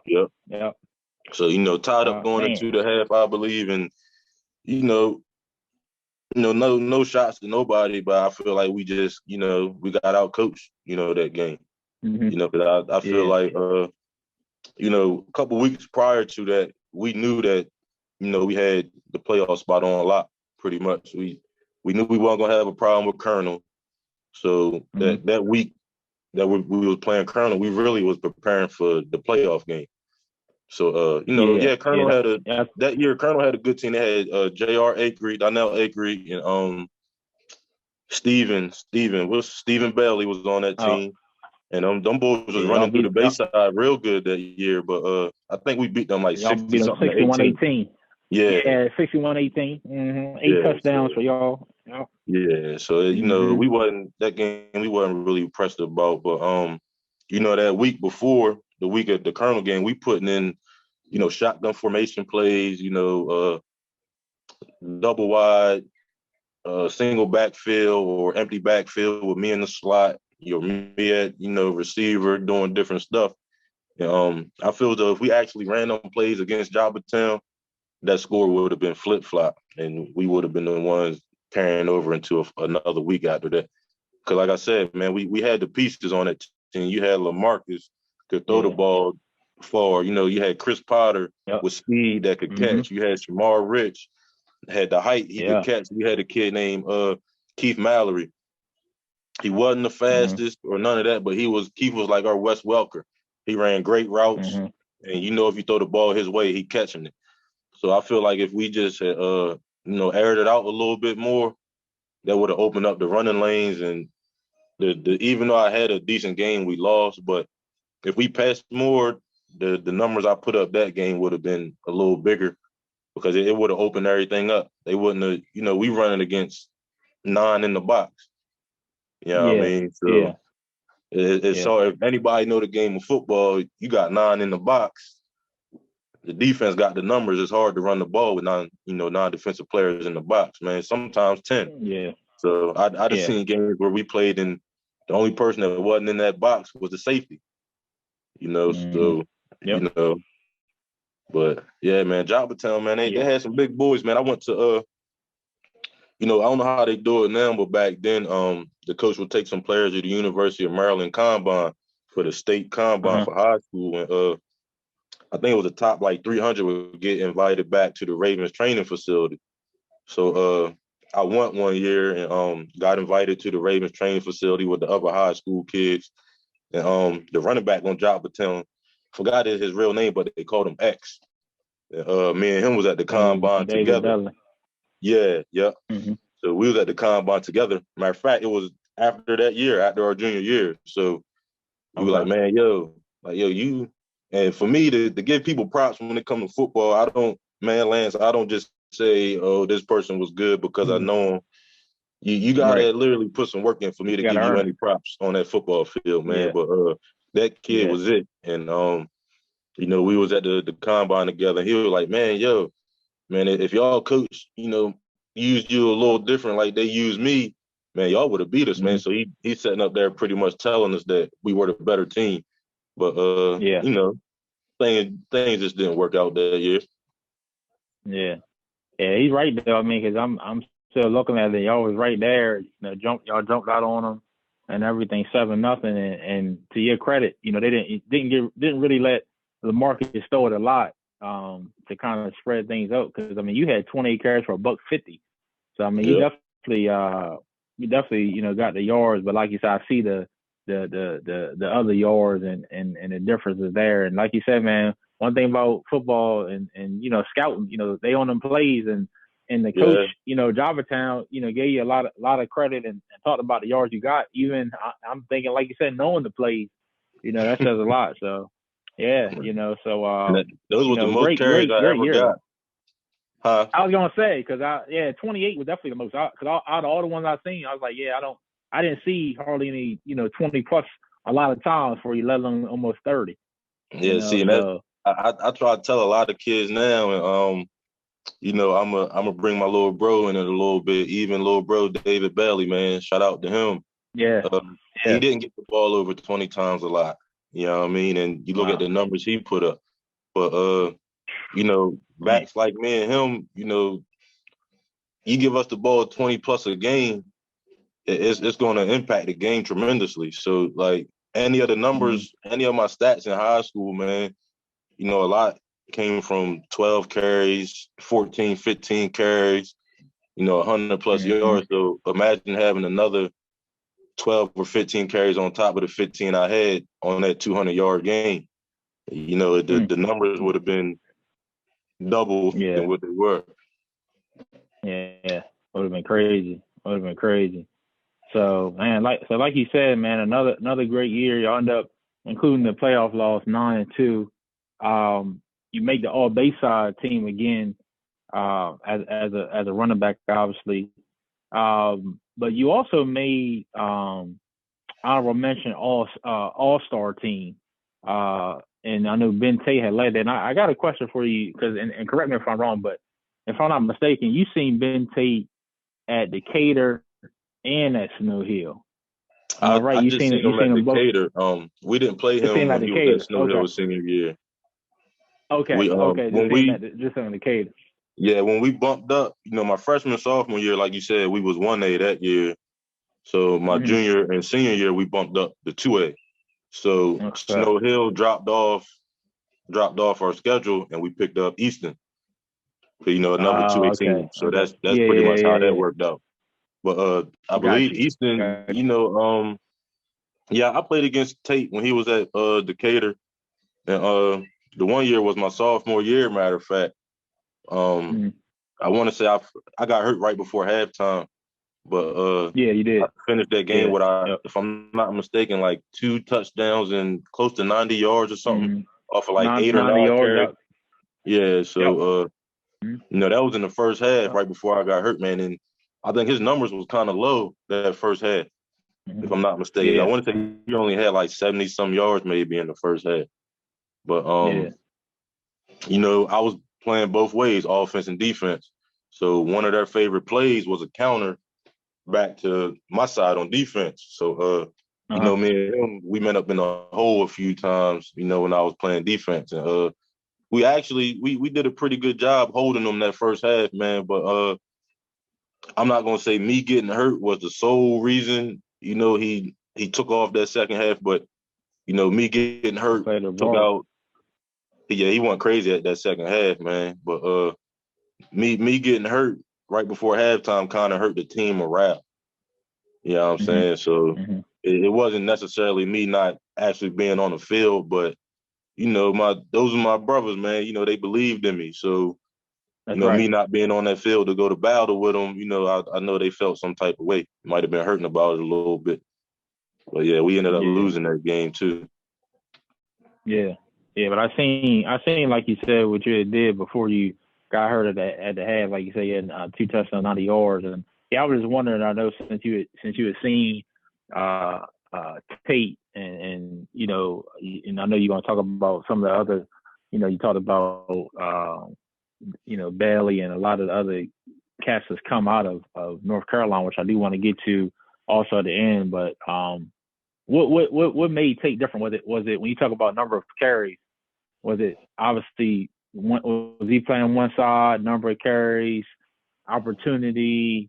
Talk a little bit about just as a running back comparison. As far as a lot of other guys you've seen. He had the skill set. He was fast. He was physical. But if you go back and look at his stats, man, most of the time that boy getting the ball 30 times a game. You know what I mean? Oh yeah. I'm not saying he didn't play defense, but his defensive play was limited. You know what I mean? And plus, it wasn't just him on their team that one year. They had another kid. His last name was Harmon. I forgot his first name. Yeah. But that kid was a stud, too. Tony. Yeah. Yeah, they did have – that was Tony. It might have been Tony. Yeah, I know you talk. Yeah, they did, though. Right. Yeah, so, Tate might run for 280 while the Harmon kid might run for another 200. So, they had a serious two-headed monster down there. But, man, I know that game they beat us my sophomore year, I want to say he finished the game with like 35 carries, if I'm not mistaken. Yeah. So, you got to figure, that not to take nothing away from him because he was a great athlete. And a lot of people don't know this, which I didn't really know until I got older. And, my dad started telling me more about his side of the family. But we're actually relatives somewhere down the line. But okay. Yeah, but not to take nothing away from him, man, but I feel, you give any running back with that ability, talent and, the IQ of the game, you get that running back 30 plus carries a week, you had no choice but to succeed, man. Yeah, for sure. Like you said, a lot of times, more volume you get stronger as the game goes on, wear your defense out, as the game goes on, especially them big physical bats like y'all, as well, man. Nobody want to keep tackling y'all, for 4 quarters. Man, Tate ran hard, man. I know his thighs was like an abnormal size to be in high school at the time. So, like, when you go to hit him, you better pack your lunch. You know what I mean? So, yeah. He wasn't no soft running back, but there was a couple, man. Him, Tony Tingle, of course. You had a kid from High named Jameer Knox. He probably was one of the faster and shiftier backs that I've seen in my 4 years in high school. But I think he had a couple of D1 looks. I want to say maybe like Syracuse or somebody was looking at him. But to jump up a little bit that senior year, the Bayside was up for grabs between me and him. Me and Jameer Knox. He was the other top dog on the shore at the time. Yeah, no, and I'm glad you. Thanks for jumping the senior year too, because talk to me about your senior, because I know it had to be a little bit of a up and down year. You guys actually, 6-4, again, and I know 6-4 got y'all in a couple of years before that into the playoffs, but y'all had an outside shot at the end of that year. I think you guys lost the current, but you guys wouldn't have got in anyway because the other team won in the whole point system. Which we were supposed football, that whole point thing is crazy. We had to beat Archmere the week before to even have a chance of making it in. So yeah. And Archmere beat y'all that. They came back, beat y'all that time 45-20 that week. But I mean, I know, like I said, it had to be a little bit up and down. I know, like your junior, y'all beat Wild High. I know y'all had the game where I think the power went out your junior year, and then your senior, you had a crazy amount of yards. Yeah. Then your senior year, they come back and they get some get back 32-13. And I know Archmere came back and won, but you still had a looking for another 1,000-yard season. You played Bennett, 15 carries, 226 yards against Bennett. You end up playing Ken Island, 10 for 77. Ken Island, with catches as well. So just talk about just that year, your senior year, with all the success, your first 3 years, kind of how the season went and what stuck out to you. Man, it was a little up and down, man, like an emotional roller coaster. Knowing that's your last year, you strapping up, on that high school field. You want to go out with a bang. So, man, the success we had the year before and to come out and play how we played that year, man, it hurt a little bit. But one thing before I get into it, one thing a lot of people don't know is I never played a full regular season, 10-game regular season. So you always missed a couple games. Freshman year I missed one, sophomore year I missed one, junior year I missed one, and my senior year I missed 2.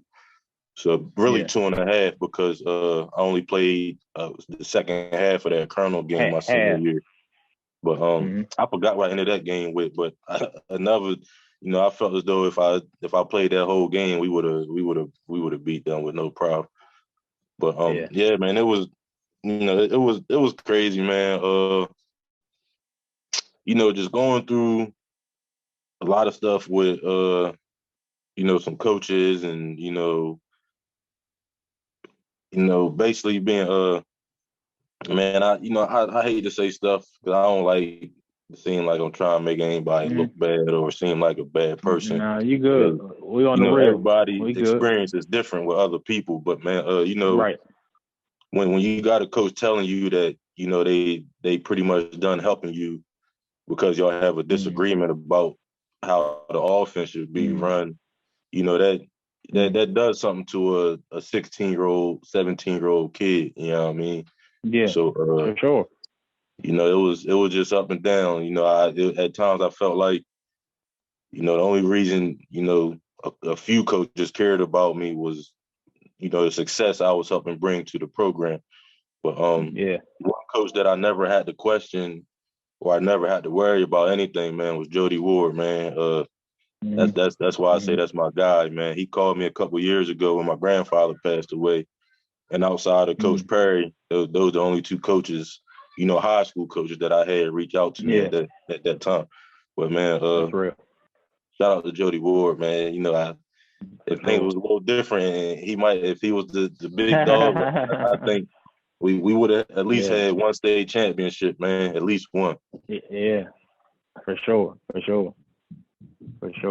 Man, thanks for sharing that, man. Yeah, Coach Ward, definitely good people, and again, man, just thanks for sharing and being transparent. Like you said, it's not even about calling anybody out or anything like that, but it's just the real. Like, especially as we get older, we realize things that before, like sometimes, it's just what it is, So you just telling you the truth, man. So, again, man, I appreciate you, sharing that, and then again, another Bayside first team, and I don't think I did you justice.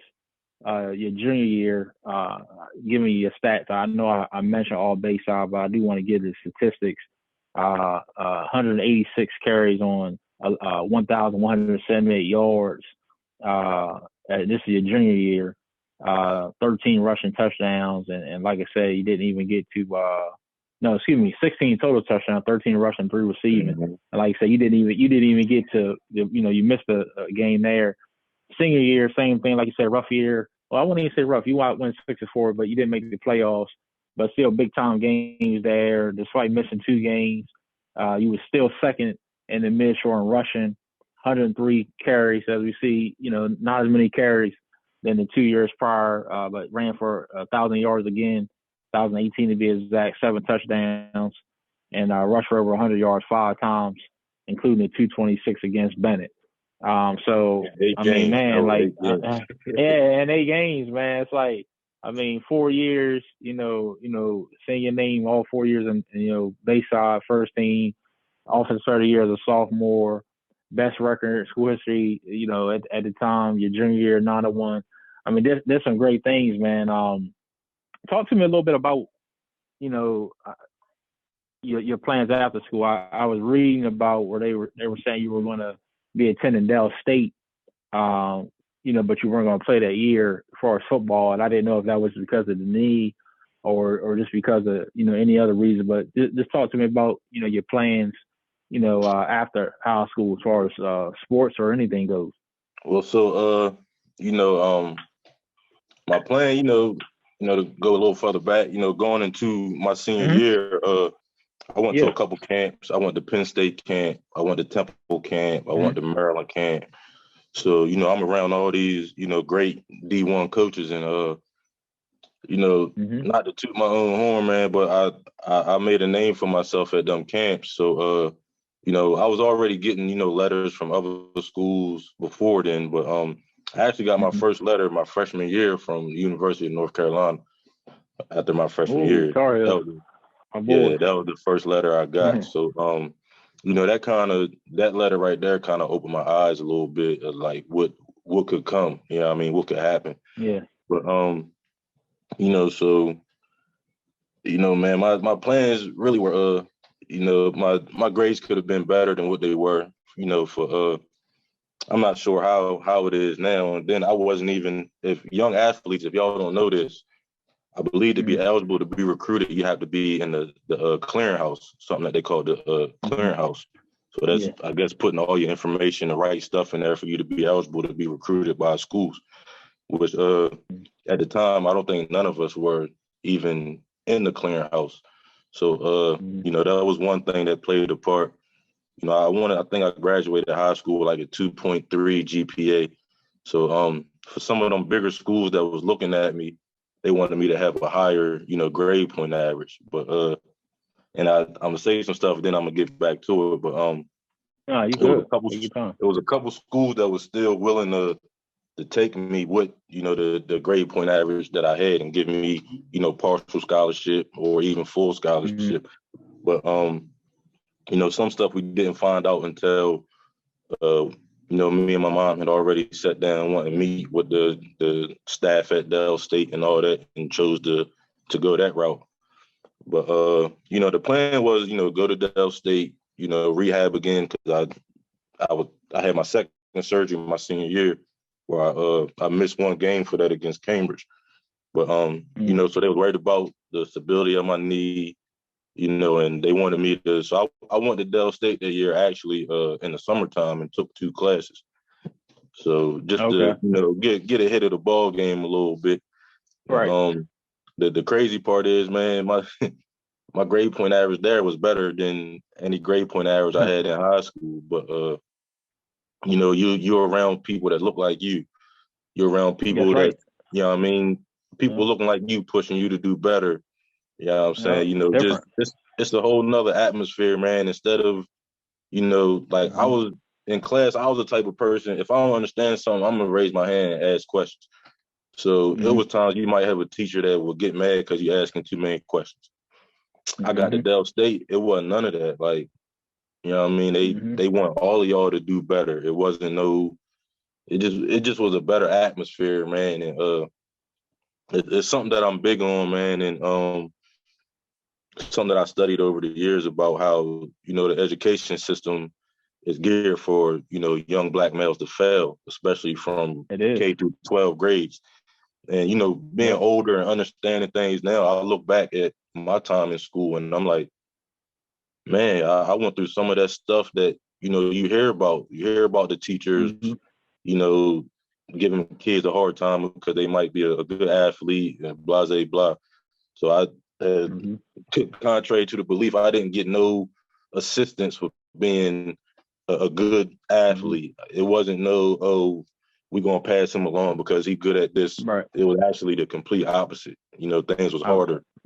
Yeah, I mean, but so I went to Dell State, and I left. Grandfather came down with prostate cancer for the first time at the time, and anybody, he beat that one, but anybody that know me know that was my man. I just wasn't in the headspace to be in school knowing that he was sick, and he was one of them old school men. Ain't like asking for help, so he driving himself back and forth to his treatments and all that. So, and that's another reason where I get my toughness from him. You know what I mean? But I kind of just wanted to be back home with family, man. But in the midst of all that, we found out that University of Miami of Ohio, I was in a top 5 as far as recruits coming out my senior year. And oh wow. It was told to their recruiter and their coach that I wasn't coachable. I was in the streets and, stuff like that. So, that went down to the wayside, and they pretty much, washed their hands with even trying to further the recruitment process. But the person that told them that, little did the person know that, a friend of the family was close to that recruiter. And the friend of the family pretty much, told my mom what really happened and all that. So basically, Miami of Ohio felt like they got snubbed for, they would pretty much call me a diamond in the rough at the time. Excuse me, but they felt like they got snubbed for a decent recruit by some things that was said to them, which was all allegations and speculation. Man, we on the shore, man. Everybody know my mom from either her athletic contributes, to the Eastern Shore, or just seeing her at other kids' events, my events over the years and knowing so many people. My mom wasn't going for that, man. She wasn't going for me being out in the streets, ripping and running and doing stuff I shouldn't have been doing. And as far as the not being coachable comment, that was the only time in my life where I ever have heard that comment. So, like the camps I mentioned to you that I went to before my senior year, we got, I forgot the running back coach at Penn State at the time, but we doing a drill, a footwork drill, you chopping your feet, you turning your hips. And in the middle of the drill, he told me to bring my knees up more and put a little more twist in my hips when I was moving. So as soon as he said it, I did exactly what he told me to do. And that was right then and there when we had, tape on our shirts with our names on. That was at the moment where they pulled the tape off my shirt and was like, man, oh yeah, we know you one of the most coachable kids here. So to have, a D1 somebody coach say you're not coachable. Say that, and then Crazy. it was a tough time, man. And a lot of people that really know me, genuinely know me, that when football was off the table, man, after that it was tough, man, because it wasn't, for me growing up, that's all it was, sports. So it wasn't no. Yep. I'm not gonna sit here and lie and say I was one of them kids who had a plan B after sports. It was either NFL or MLB or bust, and that was my mind frame at the time. But so when that didn't happen, life came, you know what I mean, and the real world hit. So, I went down the left path for a little while, got off track for a minute, you know what I mean, just growing up where I grew up at in Denton, man, it was kind of two things that you really seen, man. You seen athletes, you seen people going to school playing sports, staying out of trouble through sports, and then you seen the other side of it. You seen the streets, you seen you seen the hustle game and all that. But to credit, to the older guys in Denton around me at the time, man, when I was in high school, they wouldn't let me do nothing. So it wasn't just my mom that was on my butt at all times. You had the guys around the street, that might have been doing what they was doing. Man, AJ, this ain't no place for you. Like you're gonna be the one to take us away from here. So, them guys wouldn't even entertain me being involved in that type of activity at the time. So, that's back when it really was a village, You know what I'm saying? Yeah. But yeah, man, it was tough for me. That's how it's supposed to be. Right. But then my daughter came along. I think not long after I left Dell State, me and her mom, started dating. Not long after that, she popped up, and she made me grow up and realize that even though I wasn't playing ball no more, I could still use that same passion and determination into whatever I want to put it in. So having my daughter kick that drive back into me to continue to want to be great like I always wanted to with sports. I just had to figure out a different route to be great in.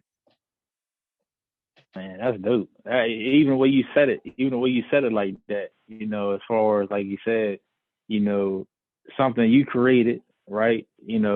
Helping you, like you said, even push further and even taking from what you learned. You told a story about, knowing what you need, clearing house and GPA. And like you said, just as we talked about her, I'm sure you're taking all those tools, right, to understand what you need to do, even to help her or the ones. Because you're right, even me, like, there's a lot of things I didn't know about recruiting and sending your tapes. And I mean, kids now, man, with this phone and stuff now, man, you do so much now. It's crazy, man.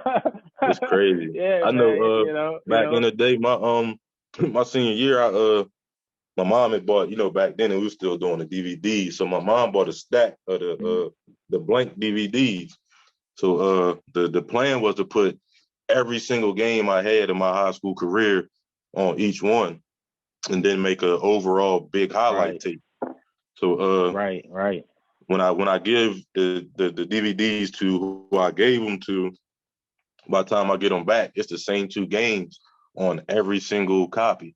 And that's the Easton game from my senior year and the Bennett game from my senior year. And don't get me wrong, my stats were decent those games, and we won both of those games. But, and this ain't no shot against Easton or Bennett, but those was really two of the less competitive games I played in my 4 years. You figure, I think we beat Easton that year 50-something to 14. And Bennett was the same way that year, 50-something to 14. But, I wanted the games where, even if we lost, the Joppatown games, the Archmere games, because my senior year against Archmere, I think I only had 4 carries the first half. I want to say I might have ended the game with maybe 18 or 19 with like 130 yards rushing or something, 130 yards total, 130 yards rushing. For you. Yeah, it was something like that. But, I wanted games like that, on my tapes, the Y High games where we playing against teams that's giving us, some work. College coaches, recruits. Yeah, 19, not to cut you off, but that game you're talking about, you said 19 carries for $127. Yep. Yeah, so, and I only had 4 carries the first half of that game. So, all the damage was done in the second half. But, college recruits want to see you playing against the same level of competition as you, pretty much. They don't really care about you beating up on the smaller teams in your division or whatever. So, I wanted the Joppatown games, the Y High games, and all that on my tapes. But it was just the Easton and Bennett game. So, some of the recruiting, it was trying to get me to go to Salisbury or Frostburg and schools like that when, man, I know for a fact that I had way more talent in those schools. You know what I'm saying? Like, I know at one of the games, I want to say it might have been the Y High game. I want to say, I might be wrong with a couple of these schools, man, but I know for a fact Dell State was there that game. There was a school from down south. It was either South Carolina, University of South Carolina, or Clemson that was at one of them games. But it was 3 big schools at that game that year against Wild High. And one of my nobody from the football program had anything to do with them coaches coming to watch me play. Like one year I was in class. One of my coaches was a history teacher. So I was in class, in his class, in history class, and the coach from University of Virginia come pull me out of class. So mind you, and it's funny because, technically you can't really talk to kids until like their junior year on the recruiting aspect of stuff. So, and this was the end of my sophomore year, right before school let out. Yeah, it was funny, man, because the guy pulled us out, and my teacher was the coach, one of the coaches. So he talking, looking at my coach, but everything he's saying was really directed to me. But my coach didn't even know that man was coming to see me that day. So that's just to give a little light to some of the stuff that I went through as far as trying to get to the next level, man. It wasn't a lot of people might have thought, oh, AJ just messed up. Yeah, of course it was things I could have done better to eliminate, certain things from even transpiring. But it was really, me against everybody at that point. Yeah, I was just gonna say, we can always do something better, but also I'm glad you illustrated that there's also things, unforeseen things at times holding us back. Anytime someone tells someone that you're not coachable, but yet every year I'm going out, I'm doing everything I'm supposed to do, I'm getting stats. If you ask my teammates, I guarantee you my teammates say I'm a great teammate. I go to camp, they say I'm coachable, but yet, one person say I'm not, and that holds that weight that it shouldn't hold on kids. You know what I'm saying? Every sport I played, man, all my coaches loved me. From, one of my coaches on the travel ball team was from Easton, a guy named Donnie Foster. I just seen him not long ago, and I seen his wife not long ago, and it's like they still look at me like AJ from way back then. Hey, how you doing? Oh, miss you and all that. So to see pretty much every other coach I had in the past, as I'm an adult, and to see the love is still there.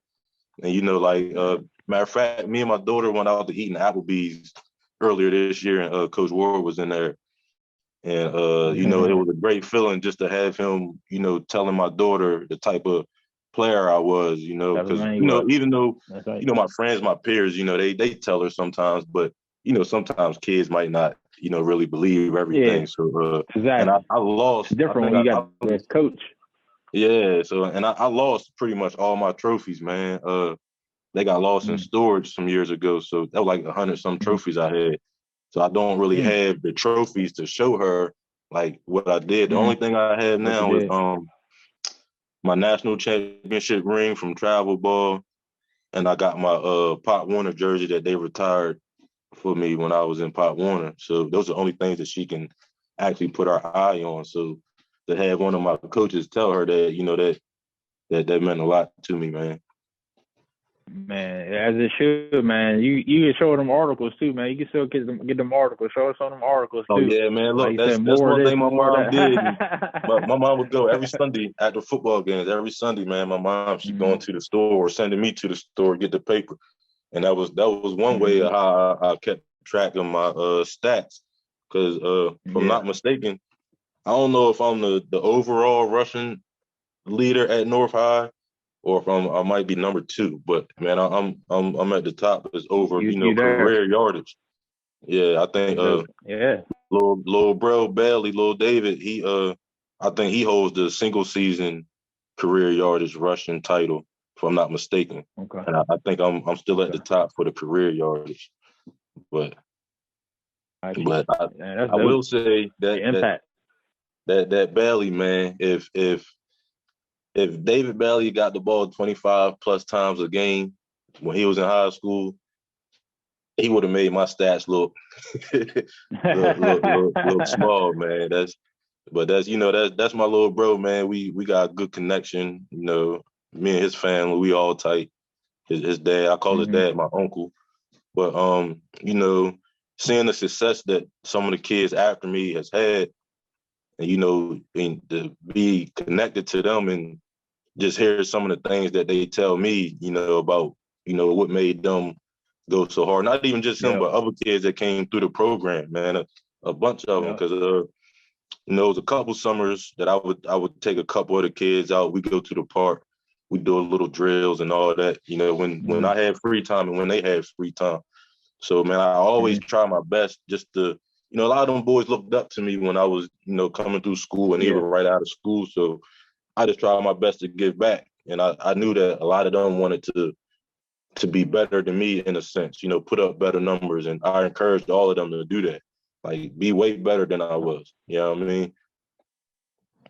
Man, you segue right into what I want to get to, man. You said it right there, honestly, because I was going to ask you about the younger generation and, you know, just what's changed even from a recruiting standpoint, because, man, it's a lot of talent coming out of North Carolina, and you said it with David Bailey and I mean, let's go. When I start naming people, I'll miss somebody. You know, you want to name a few more, you can. But I've seen how so many guys are coming from that program, getting into big time D1 schools, and I'm sure that's you know, maybe changing from the top. You know, I don't know the coaches and all that now, but I also know, and you said it, man. Those guys also remember you. They look up to players like you, people that was before them, people that take 5 or 10 minutes to say a quick word to encourage them about you know, their journey, or like you said, maybe taking an hour or two, taking to the park on a couple of drills, and they remember this stuff as they get older. And just like you sharing now about things that we didn't know that now we do know. So what do? We don't hold on to it, but we pass it on to the next generation so that they can see, man. So everything you're saying, man, is awesome, man, and it's all you know, the journey continues, you know, because now you're passing those tools along, whether it's your daughter, whether it's guys in the neighborhood, guys that's going to college now, and guys in high school now, you know, and whatnot, man. So you know, thank you first and foremost, thank you, you know, for that. And then second, what else would you say could be the difference? Like who's at the top now as far as North Carolina, as far as coaching and stuff? Because these kids are getting out of there in North Carolina, you know, for particular. A couple coaches retired, man. I think Jody retired after last season, and I think Coach Joseph retired after last season. So the head coach, McCormick, is still there, but I'm not sure if you heard of the guy name, but it's a superintendent. It was a black guy that was superintendent of Caroline County Schools some years ago. They call her Dr. Mumeem or something like that. Oh yeah. I heard that. Yeah. Yeah, he was from Philly, but you know, when he came down, he actually looked into the sport thing, you know, in the area from our school, and seeing that at the time it was only like one or maybe two Division I kids that went from North Carolina. So he was trying to figure out why, and then he kind of came across my name and, you know, started, you know, digging into it a little deeper. And he actually reached out to my grandma, who actually used to be a board member years ago, at the school board of education. She was a board member. And so, you know, she plugged me and him in, and it went from, you know, me and him talking over the phone to me going up to the board of education and having meetings with him in his office, you know, about how things, you know, was transpired, you know, in the high school. Because, you know, a lot of people, you know, some of the names that people think about are some of the more recent names, especially with football, like I said, Bailey, Jamion Franklin, Kendron Wayman, you know, me. But you got people before me that was good talents, man. Jonathan Tillman,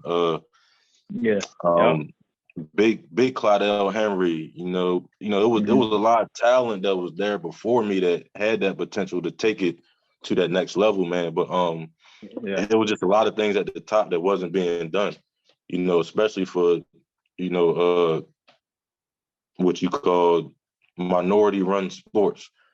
So it, you know, the footballs, the basketballs, it wasn't a lot of emphasis put on them programs. You know, you talk about soccer or wrestling or something like that, then, you know, you in a different ball game. But, you know, it just and to go back on something that you mentioned earlier, and I just remembered this, but I actually had a guy offer to pay for me to go to Valley Forge Military Academy where Larry Fitzgerald had won that. But the same guy, when he found out that I wasn't playing high school baseball my junior year, he stopped talking to me and my mom. So, we would see the guy out in public all the time. He was a regular at Bullock's Deli, which is, you know anything about Denton. Oh, yeah. Bullock's Bullock, staple at Denton. Yeah. So he was a regular. So, I can call there now and they know my voice as soon as they pick up the phone. But, I would walk in Bullock's and the guy wouldn't even speak to me after he found out that I wasn't playing baseball no more. So that's some of the stuff. Sport. Yeah, so that's some of the stuff that, that go on, man, that a lot of people don't see on the front lines. But it happens. It happens, man. It does. It does, bro. It does, man. And we find out more and more about the behind the scenes stuff that sometimes you wonder why this and that, man.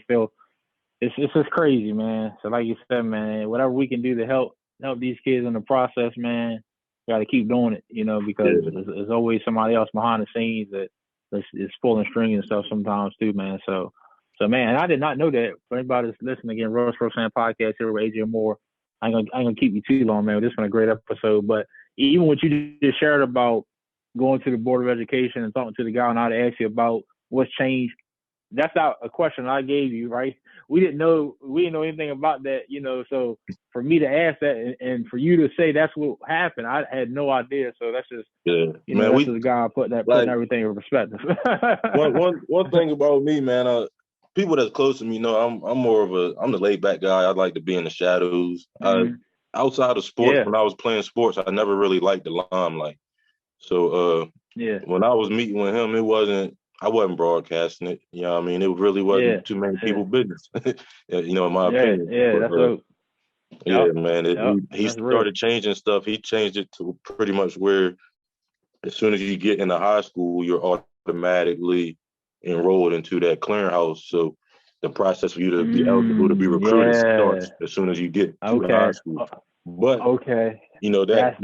that might have started it, but with Jamion Franklin transferring to that college, that high school he went to, Gilman? He went to Gilman, and then he came back to North High. So, Gilman, one of the top football programs in the country. They up there with the Mathers and good counsels and all that. So, he went there and got a lot of looks. And when he came back to North High, the looks came with him. And all it takes is one. Yeah. So, that's right. Jamion bought some of them back along with the stuff that Dr. M did. But once Jamion bought them back and they see the talent like David Bailey, they see the Kendron Wayne, just like the kid from Easton, the O'Connor boy, the quarterback. Yeah. He going to do. So it's not just, man, the Shore is loaded with talent in all sports, man. And I'm just glad that the Shore finally getting the recognition that it been deserving for decades. Bro, for decades, man. And you're right. And that's what all these things are doing, man. Bringing that exposure, because you're right, man. Like, it's a lot of talent here, but like you said, a lot of times that the talent just don't get seen, for whatever reason, man. So, it's dope. And I apologize. Ron was his brother, Kevin O'Connor, going to Duke. So that's my apologies. Kevin O'Connor. I was talking to Bryce. Yeah. I said Ron. I remember his brother went to Dell State. I got to see a little bit of him. I seen Kevin in the gym. I think last year at the Y, I said, man, this kid's big. I mean, strong, athletic, what I'm saying? Got the build, got the height, what I'm saying? Yes, so sir. No surprise that he's going to Duke, man. And good for Kevin and doing his thing, man. Shout out Kevin for that. Man, I got two more questions for you, man. I promise I'm gonna let you go. We're gonna end with Miss T, but before that, we talked about the talent that came out of North Carolina. But also, I got to also ask about Charles Huff, who played football for North Carolina, Alabama assistant coach, now Marshall new coach. And how cool was that? I mean, to have a homegrown guy be able to attack it. You know what I'm saying? Like, wow. Like, you know what I'm saying? Man, look, that's great, especially like, growing up, he was one of the guys that I looked up to when I was younger. That class, I think, it was Charles Huff in school. You had guys like Tony Rich, Brandon Felder. Tony Rich. Yeah. Yeah. Reed Felder. Ooh, yeah. Those my big brothers, man. Especially Brandon Felder and Tony, man. But looking up to them guys, I'm like, man, those was the guys we was trying to be better than. Those were the guys I was playing pickup basketball with when I was 11 and 12, and they was older. But man, Charles Huff, man, just knowing him and knowing the background he come from, man, it's great to see what he doing. And I'm sorry if he even watched this, but I'm sorry, Charles, because he's a big piece to a part of the recruiting that's going on the shore too as well. Just putting the word out there from his mouth is going to have people looking, man. So that's a wonderful look, man. Yeah, that's a great point, man. I mean, the recruiting and talent he brought to Alabama and now at Marshall, I know he's going to do great things there. And I mean, it's awesome, like you said, bringing that notoriety. Because that's like you said, whether it's bringing people there, telling about the shore, and also people asking where you from. And then when you say where you're from, they automatically too. So we need to go here and see what's there. So and it's funny. So it's awesome. Huff was actually at the Maryland camp that I went to. He was actually coaching at Tennessee State at the time. So he was at that Maryland camp. So that was great to see like somebody from home in that position, and I'm there like. Yeah, that was cool, man. That was real cool. Man, that's awesome, man. It's good, man. Anytime we can put the show on and show people, man, it's a lot of great athletes, here, like you said, that's come before us, that played when we played, and they were going forward, man. So that's great. That's great, man. So, man, last question, man. I'm gonna get y'all here, man. This has been great episode, man. Looking forward to people viewing it. You mentioned her before, man, but Miss T, man, just gotta show love to Miss T. You talked a little bit about, her impact on your life, and like you said, her being your biggest support, but also your biggest critic, and like you said, keeping you humble, not letting you get too high, too low. Like you said, she did her thing, in sports as well. So just talk about, what else you might want to share, about Mom Dukes, her impact, and we'll end it there. Let you have the final words on Miss T. I mean, man, look, I'm gonna keep it short, but I could talk to you forever about Mom Dukes, man. But me and my dad, we got a great relationship now, But when I was younger, my mom played both roles, you know what I mean, and it was I didn't want for nothing, She was the one to go out, play catch with me when it came to baseball. Even in basketball, and that was one reason, that's probably the main reason why I didn't love the game of basketball. For one, I didn't want to be in her shadow because there was some big shoes to fill. That the stuff she done on the court, that was some big shoes. But man, my mom beat me one-on-one probably until I turned 13, and I was dunking at 13, so that's the last time she played me. I tried to dunk on her and she fouled me. Yeah, but my mom, she taught me all my post moves. Outside of her, and it was her and Jason Brown were the two people that taught me my post moves. JB, my God, yeah. Yeah, but man, my mom had it, man, but she just made sure that, I stayed on track. And even when, I might slip and fall here and there, she didn't, the love was still there. She still spoke light into me, you know what I mean? Still made me believe that I was the person that, I used to believe I was, coming through school and sports and all that. So, man, just through life, man, she always just been that positive, force of, encouragement, man. Like, times in school stuff might not be going the way I might have wanted it. Hey, son, look, chin up, you know what I mean? Chest out, you got to push through. And, I was raised on nothing in life will ever be given to you. You know what I mean? You got to go out and earn it. You know what I mean? So, she instilled some great values in me, man. And, man, I try to put some of that stuff back into my daughter and even, the community now. Like, you look at anybody I went to school with, even kids older than me, they see my mom, oh, hey, Miss T, or hey, Mom T, it's all love. So her impact on more than just my life like that's her legacy right there. You know what I mean? Like she impacted way more people than just me, and she treated everybody the same. So you know, like even before I got to high school, I remember her having team dinners for Brandon Felder and them team. Brandon Felder, Adonis, Brandon Jackson, all them boys that was on that team that you played against. But you know, she was having team dinners for them boys back then. So like it was, man, you know, anybody watch this know anything about Denton. You know, Denton probably one of the smaller areas on the shore. So everybody know everybody. And man, it was just, you know, everybody loved my mom, man. And like I said, when I was younger and, you know, playing sports, the guys on the street, they respected her so much that, you know, they wouldn't allow me to get caught up in the stuff that they were doing. You know, they would even watch me for her. Like, if I was doing something they knew I ain't had no business, they would check me for it. Like, hey, yo, you know, you're not supposed to be doing that, man. Go home if I call your mom type stuff. So, you know, she just, man, she a wonderful woman, man. And her support for my daughter with softball, man, is immaculate. Like, I don't think she's missed no tournament.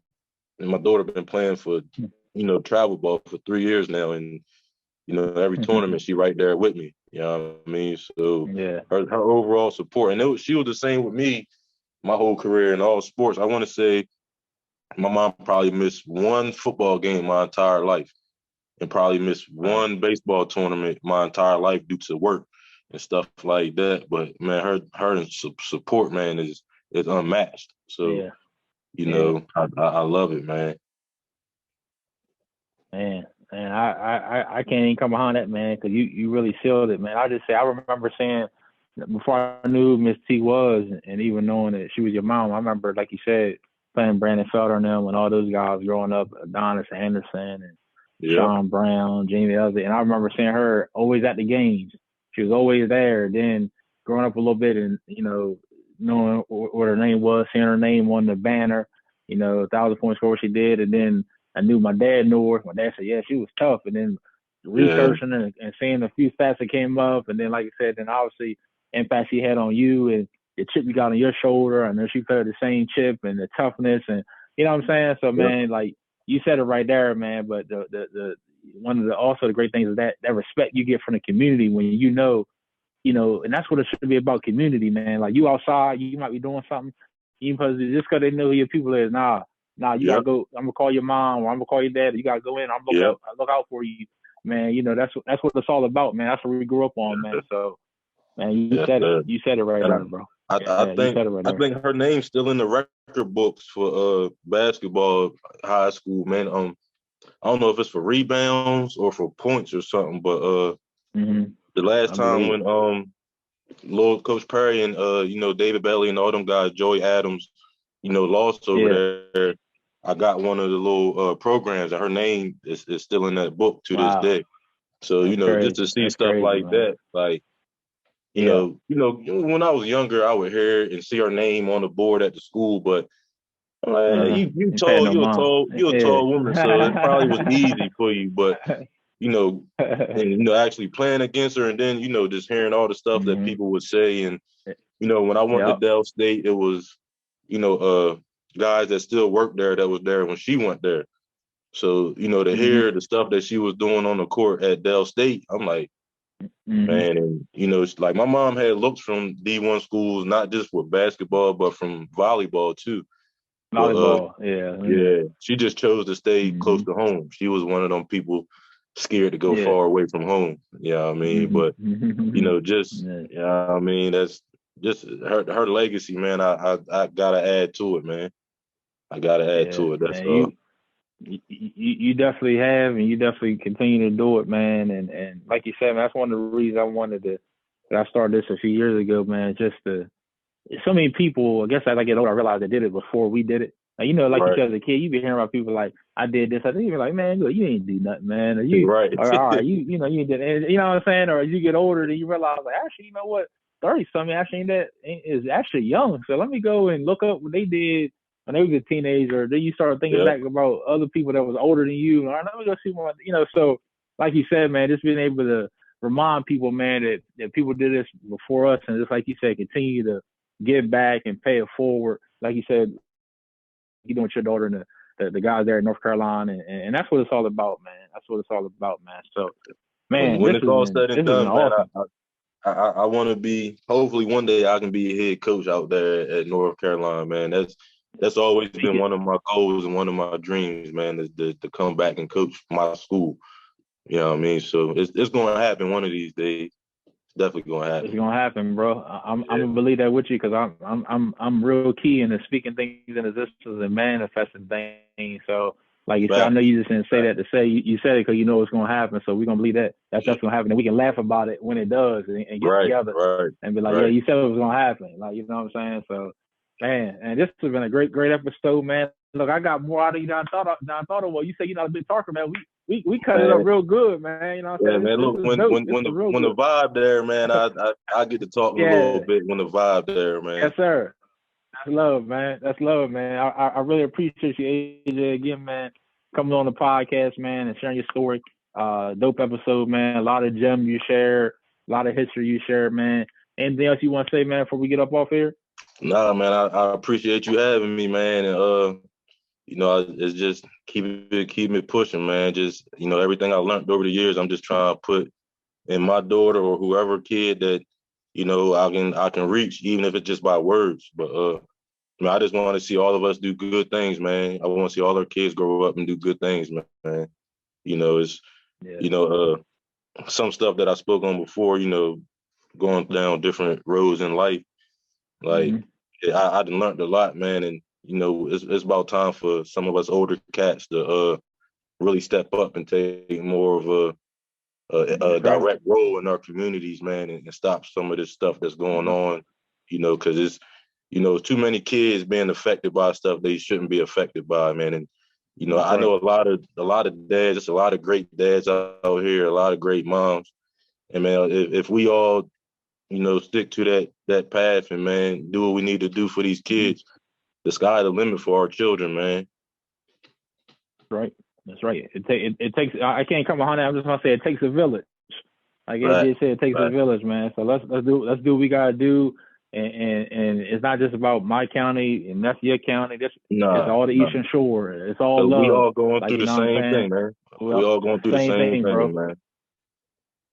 Same thing, man. That's AJ, man. I appreciate you, man. Thanks for coming on Real Sports Fan Podcast, Season 5. With AJ Moore. I got another Bulldog following him, which is Herb Dennis. So he's gonna be on the next episode, man. So we're gonna back-to-back Bulldogs for y'all on the Real Sports Fan Podcast. I appreciate you, man. We'll talk, man. Thank you, man. Appreciate you, bro.